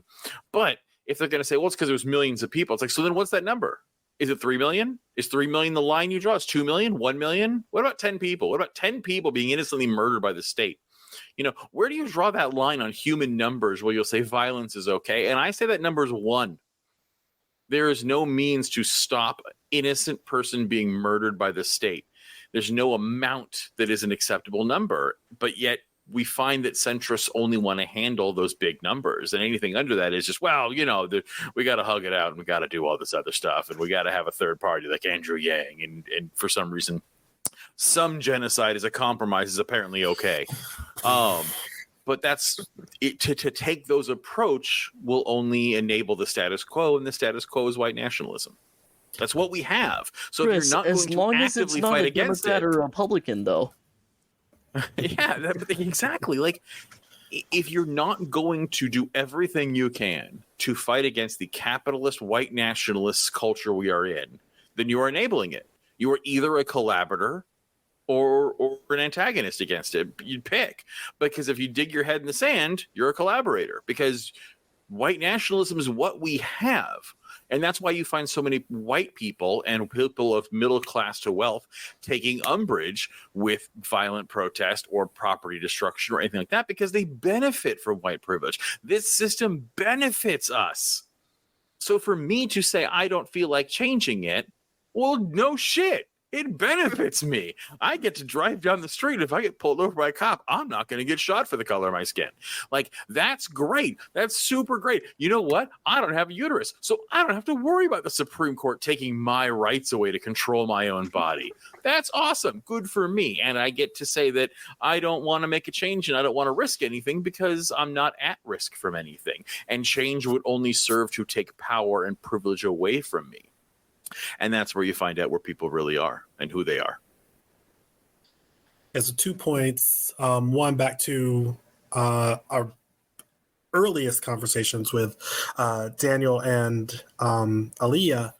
You know, the one thing that I didn't get to ask was, at what point, like, what would it take for you to actually punch somebody in the face? Like, what would they have to do? Like you say, you know, oh, well, I find these people who just, they're not going to be convinced. Well, at that point, like, do you punch them in the face? Like they clearly need to be punched in the face. Like, do you just, you know, hey, you know, we're just going to agree to disagree and then walk away? I don't get that. But another thing that I wanted to say, speaking to our lovely audience here, it is and I think Chris said this earlier. Chris, God dang it, man, you are so on point. We as Black people, we as Black people, and I want to say this to every Black person and to the white audience, this isn't a fight for Black people. You know, dismantling white supremacy and fixing America and all this, you know, is not our fight. You know, our fight is staying alive day to day. You know, and raising our kids in a way that they're not completely self-hating, basket cases by the time they reach puberty. You would not believe how hard it is with my two daughters for me to find reflections in movies and cartoons and toys of them, to give them images that reflect them. My oldest daughter had a Barbie, a blue-eyed, blonde-haired Barbie, and I took it from her and I threw it in the garbage. And she said, "You took my toy." And I said, "You'll understand when you're older.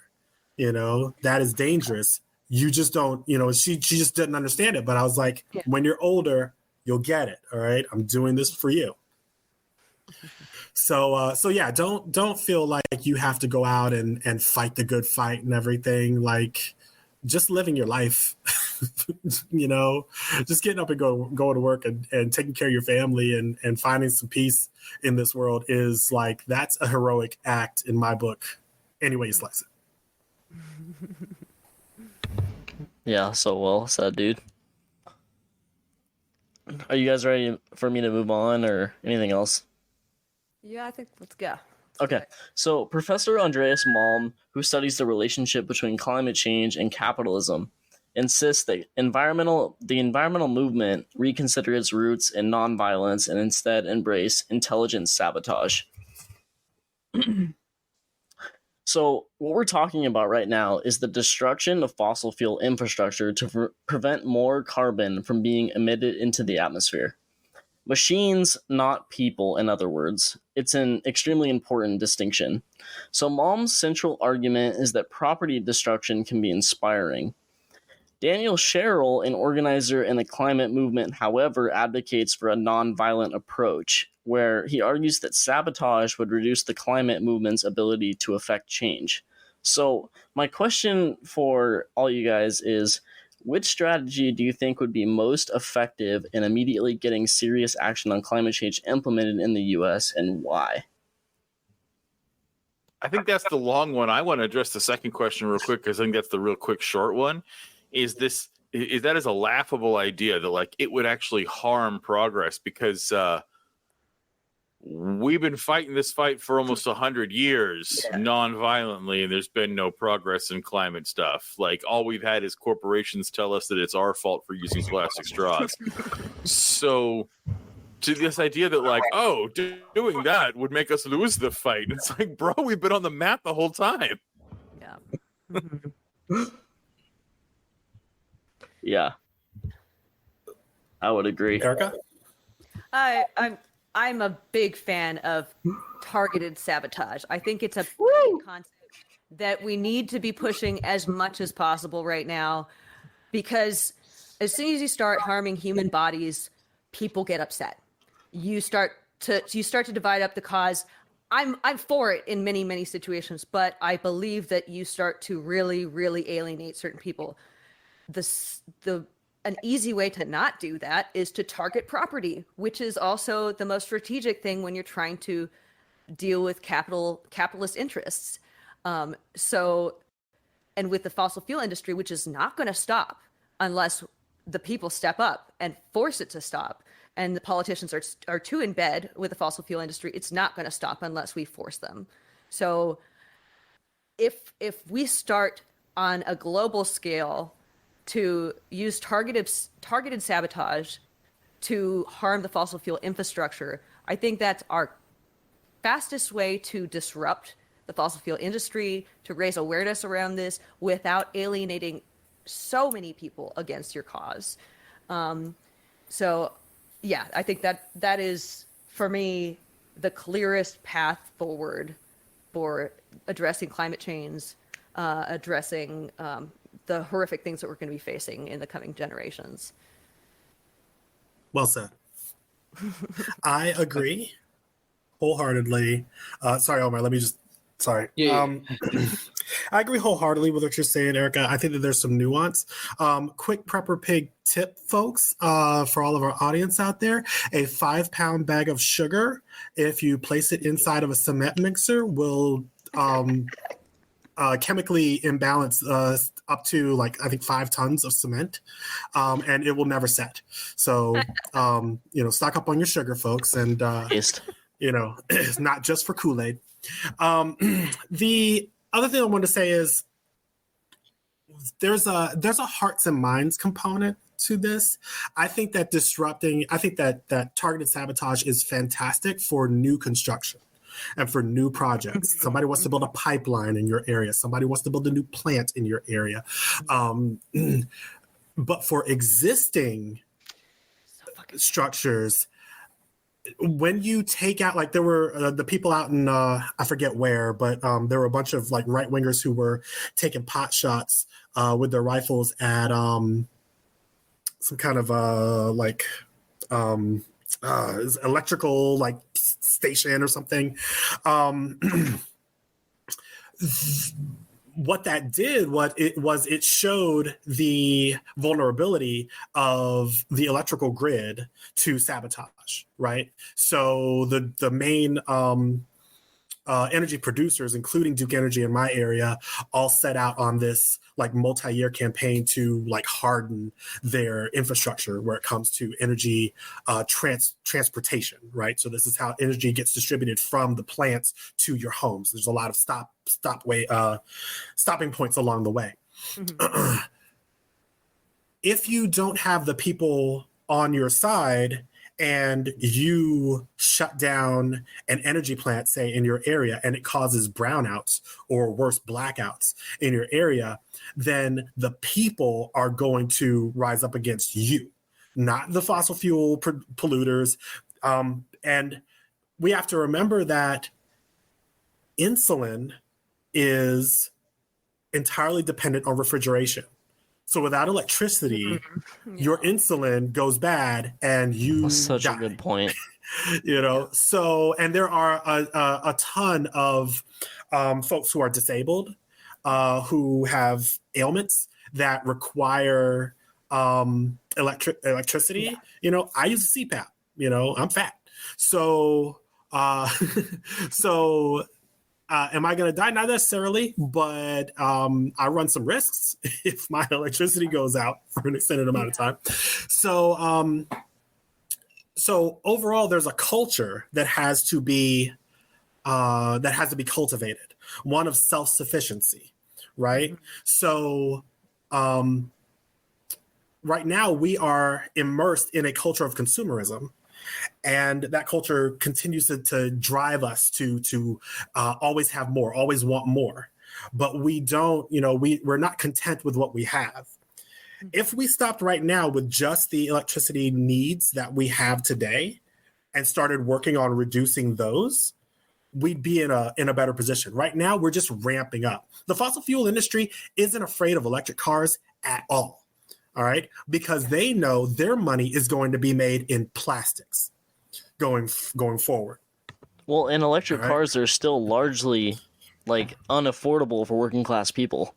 So fossil fuel companies don't give a shit at all. Yeah, and electric cars still use tires that are made from the oil industry. They still use tubing and components. That I always love the you got to get the NASCAR crowd on your side. NASCAR is the most American thing I can possibly think of, because it's just an excuse to burn oil.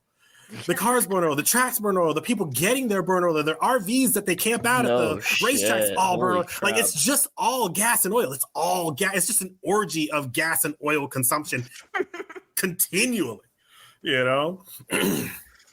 But I'm off topic. Anyway, what I was saying was hearts and minds got to. The fuck you are. Understand. You got to get people to understand what you're trying to do, and that their part is we have to consume less, and we have to understand how to live within our means, and our means are going to have to change. And that's actually a point that Andrew's mom also emphasizes, and he says that you really need to. Oh, fuck, I lost the point I was going to make. God damn it. So tired after a long day of working on shit, but there's a Native American fucking capitalism. I can't remember exactly who said it, but there's a Native American quote that says, before the white man came, we weren't poor, we were content, you know? Mm-hmm. And I think that there's a real big issue in American society, especially with our rampant consumerism, that we don't recognize contentment at all. You know, you are poor until you are rich, and that's it.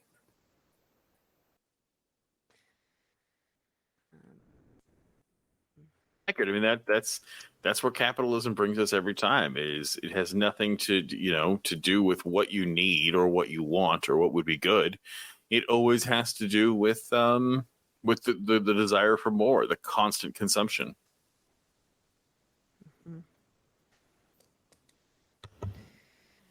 Yeah, I was talking about like environmental sabotage. I don't remember exactly which part that I read. Did I read about Daniel Sherrill yet? Yes. Okay, I think that I did.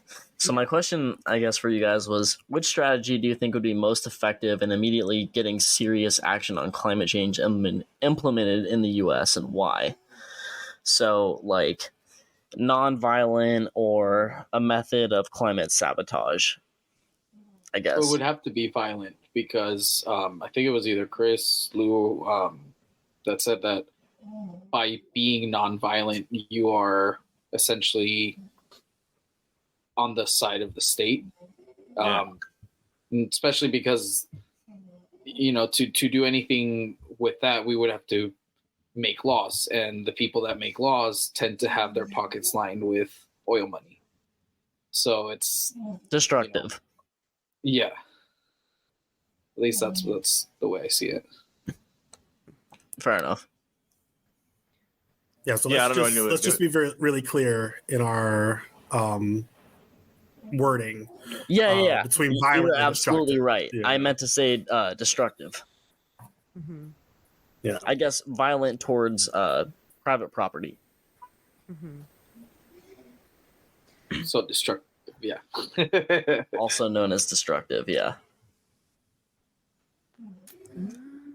Which do you guys think is a more viable strategy towards implementing like serious action on climate change? It's always going to be destruction of property. It's always going to be guerrilla warfare. And it's always going to be sabotage. In this country, I don't see any other option. I don't see any other option in any country. I mean, you look at the most progressive nations in the world. I mean, go to Japan, go to Finland. They're still not doing enough. Like, at the end of the day, if it's a capitalist nation, it's not working without the sabotage. Yeah, absolutely. And like then fucking Biden is approving more like licenses for oil drilling on public lands than like even Trump did. So like we're gonna need to step shit up, and I think targeted sabotage. I like it especially because it's smart. It's not just an expression of how you feel about the state of the world. It's trying to bring about targeted objectives. It's obviously effective too. Look what the fucking Obama administration did against the Standing Rock protesters.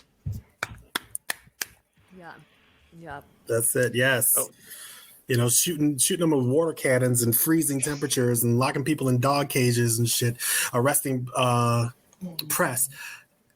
A lot of that could have been mitigated had they just, done some targeted sabotage up the line. I mean, we tortured some folks. We tortured some folks. If you're listening, he's got a big smile on his face. Like, don't. It sounded a little weird. Like, yeah. But yeah, it was so funny to watch people like, oh, I loved Obama. He's so great. It's like, oh, you mean the guy who kept the torture prisons overseas open? The guy who built fucking concentration camps that are the guy who expanded the assassination and drone programs beyond any president in history? Like, fucking come on. Right? He was just quoted saying, had he been around in the 80s, he would have been a moderate Republican. What the fuck? Shut the fuck up. I kid you not. I saw the fucking clip, man. He said it himself. He said if he had been around in the 80s in Reagan era, he would have been a moderate Republican, and that Nixon was more liberal than him because Nixon created like the EPA and all these like. Nixon's to the left of Biden on economics. Well, he's to the left of Obama too. Damn it. Yeah. Fuck yeah. Let's be real. Fuck. He probably, you know. I love that shit too. Like Biden just deports record amounts of people every single day, and the right wing never gives him credit, but he still thinks someday that the conservatives are gonna say, "Hey, Biden, you're doing pretty good." Great job, They're buddy. never going to give him credit, so you might as well appeal to the large majority of your fucking base. Yeah. Yep. Democrats are such lapdogs. Like, it's just like an entire party of people just waiting for an attaboy from like the far right. Like, that's just you're done good there, Biden. You're done good. That's just, sometimes we win, sometimes we lose. It has nothing to do with policy. Oh, I love eating lunch with Nazis. I did it all the time. Here's what. Why are we not more popular? Can you even imagine Biden at a different time? Can you even imagine him like antebellum, right? Like in Civil War era, but like, well, if you just free these slaves, that's just not fair to all the slaves who died in slavery. I can absolutely see that motherfucker drinking a mint julep on a plant on a porch somewhere in like a rocking chair. Remember, if you don't vote for Biden, you're not black. Oh, God, that one. That. There was so much of this shit that I constantly forget that even happened. But right? One of the first things that Trump did when he got elected, if I can take a side note for a second, one of the first things that he did was he shut down the. I have to look through my notes. It is the government agency that was tasked with fighting domestic terrorism. And he completely revamped it so that it only focused on Islamic terrorism. Of course. And opened the door for white right-wing militias and domestic terrorism. And Biden did not rescind that. Like, he did not reverse that at all. Like, that is that ratchet effect right there. Yeah. Well, Antifa is basically just as bad as white supremacists. It's exactly the same. They're the real fascists. Anti-fascists are the real fascists. They don't believe in free speech at all. Fuck no. I was going to ask you guys, I had one last question. Which do you think was more effective, sabotage or nonviolent? I already have the answer. So if there's just anything else that you guys want to talk about. Wait, so read me that one more time. I was just going to ask you guys, which strategy do you think is more effective? A non-violent strategy or a strategy that embraces property destruction, also known as sabotage? ¿Por qué no los dos? Yeah, why not both? Exactly. Like I don't know why those two don't go hand in hand. Why can't you break the boss's machinery and also make him afraid of the guillotine? I don't. Right. So you sound like good fellows to me, man. I have nothing but time. So I have nothing but time. If all right, you guys want to stick around, I'm totally okay for all your fucking around with all these questions. You didn't ask the last question though. Which is for those of you that favor the strategy of sabotage, do you think that this action helps bring together a sort of radical flank of the movement? Okay. In other words, will this activity inspire more climate justice revolutionaries? Yeah. That's right. Great question. Yeah. So let's dive into that. Dick. Fuck me.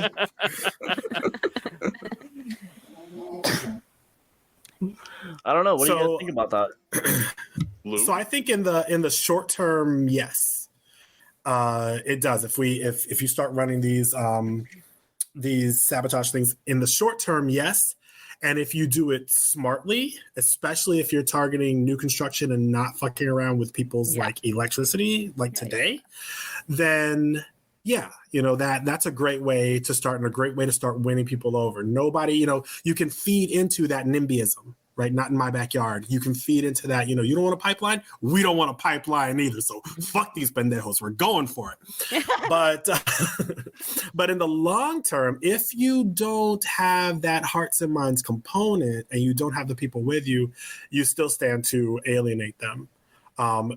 Especially if you have a bunch of a bunch of groups that are just, they're waiting for that that little go ahead or maybe a little bit more learning to prepare them on how to do some of these things, how to run some of these actions. I was just gonna say, so where does the education element come into that? Oh, that's all organizing is education. It's somebody never- runs. Go ahead. I was thinking it should be a never-ending process. Yeah, lifelong learners, baby. We're doing it. But yeah, like when the Democratic National Convention came to Charlotte in 2012, we had activists from different cities who had Democratic National Conventions in their cities come to Charlotte to train us on the tactics of the police, the, kind of how the Democratic National Conventions work, how, badges and stuff works, what types of new equipment the police might get, how they will get new funding, and what that'll be used for. It was all very, very helpful. So I think that whenever groups run successful actions, you see that now with Extinction Rebellion and all the cool ass shit they're doing around the world, and they're just cross-pollinating that shit everywhere. It's like, oh, let's go to a training and let's learn direct action from XR, and let's learn from Sunrise, and let's learn from Greenpeace, and it's a lot of fun. Yeah, and I got to tell you, and there is. I actually used to work for Greenpeace. Cool. And yeah, it was actually cool. I got to go to their training center in Oakland. And it was, and go see the boats and do all that. It was actually really, really cool. And Greenpeace is another organization that is committed to nonviolence. And I think what's funny though, is they're not committed to not destruction. Greenpeace is more than happy to chain themselves to machinery and that kind of thing. Right, like, I don't want to fucking kill anyone, but at the same time, I want to make a goddamn difference right away. But at the same time, so Greenpeace actually does a whole lot of good. They still do. But so did what was it? The guy, the whaling guys. The guy who left, he was like one of the board members of Greenpeace, and he left and he started. He did whale wars and. Oh, fuck! What was his name? I know who you're talking about. Anyway, that organization, Sea Shepherd. Sea Shepherd is they did have that hit show Whale Wars where they would literally go out and they would attack whaling ships. They would fire acid into the corpses of the whales, making them unviable, and they would fire hose the guys on deck. And it was dope. And it's one of those things where it's like, I don't know. I hate the either or dichotomy. It's like, well, you either have to be a pacifist or you have to be violent. It's like, how about we just, again, any means necessary, whatever gets the job done. I am at the one person is too many. And if one method saves an innocent person's life or livelihood or family, then that was the correct method, whichever one got it done first. Yeah, I'm a big fan of Harriet Tubman. Sneaking away in a laundry basket, knocking out babies. Knocking out babies. Like, I just heard about that the other day. Go to sleep. So fucking based. Yep. Yeah. When I protested Meat Space, I do it under the name of John Brown. Nice. Because there was a time of heroes, man, during that time, and I feel like American exceptionalism really whitewashed our history of these heroes and told us that no, it was all about George Washington chopping down a cherry tree. It's like he didn't have wooden teeth. That's a joke. His teeth were slave teeth. Just ask very nicely not to be enslaved. Yeah, if we just ask nice enough. If everybody sits down in the field and just doesn't pick the cotton today, they'll let you go. Like, you don't know. Yep. So I have this idea that it's been rolling around my head for a long fucking time now, where because I feel like the way I want to go out is by blowing myself up on a whaling ship or something like that. And if we please do not do that. But please don't do that. Yeah. Too damn amazing. We love you so much. We need you around much longer. Yeah, and if you're gonna do it, but no, do a mega yacht. Okay, yeah, that's a good point. But crash it into a whaling ship. There you go. But I want to create an organization of old people that are ready to go already, and they're like, I care about the environment. I'm going to sacrifice myself for this. Let's take it down. Samesies. We were there. I've had that same thought. I was like, why aren't old people like? I am so here. You got 3 months to live. Make them count. Think of the branding, geriatric jihad. Oh my god, it is so good. Live for your grandkids. Alzheimer's and acetone. Oh my god. That phrase is never going to leave my mind. Oh goodness, this is awesome. Y'all rock. Seriously. Cheers to all. I love what you said, Chris, about a time of heroes. I think that's very potent. Like a time of despots engenders a time of heroes. Like people will step up. They will step into these roles. Oh, I gotta read a quote. I'm gonna Google it so I don't fuck it up. Yeah. The role of organizing, going back to what Erica was saying before about that timing issue, what I brought up on Cocktails and Capitalism, a dope ass podcast that all of you listening to should go check out, is that organizing isn't a bunch of slam dunks on your oppressors. Every day can't be a win. It's about keeping that drum beat going. It's about keeping your people, keeping your gunpowder dry, keeping your people ready, so that when that moment occurs, when it arrives, your people are ready to spring into action and take advantage of it. Hell yeah. Yeah, I agree. You got to keep the fire going. At the end of the day, is even if you don't win every single battle, just don't give up on the war, because lives are at stake and the future's at fucking stake. Yeah. Absolutely. Oh, and by the way, the quote I wanted to read that reminded me of what you were saying, Lou. It's an old quote, Antonio Gramsci. I don't know who it was. Anyway, I've always loved this quote. It says, "The old world is dying and the new world struggles to be born. Now is the time of monsters." Oh, yes. I've heard that before. Yeah. That's a good Love one. it. All right, well, y'all, I got to get out of here. It is late. Yeah, maybe I should do It's this. late for you. It's 12:30. It's Wednesday for Come on, Lou. it's only 9:30 in LA. Shut the fuck up, Chris. Yeah, bro, I got dinner and laundry to do, man. Almost 1 Am I a.m. all here. you can do this? Fair enough. All right. I work for a nonprofit before the sun rises. Yo, plug your guys' shit before you take off. Lou, let's start with you. Cool. Yeah. I'm Prepper Pig. You can find me on Instagram. You can find me on YouTube. You can find me on Patreon. The best thing, though, is go to Instagram. And on there, you can go to my link tree and find everything that I do. I write. I do videos. I highlight a bunch of dope people doing dope things in my community. And I teach self-defense as well. So if you're looking on how to punch Nazis, I got you back. So fucking based. Close. Erica, plug the Cocktails and Capitalism podcast. It's definitely a sister podcast. How can people get in contact with you, and what future projects do you have going on?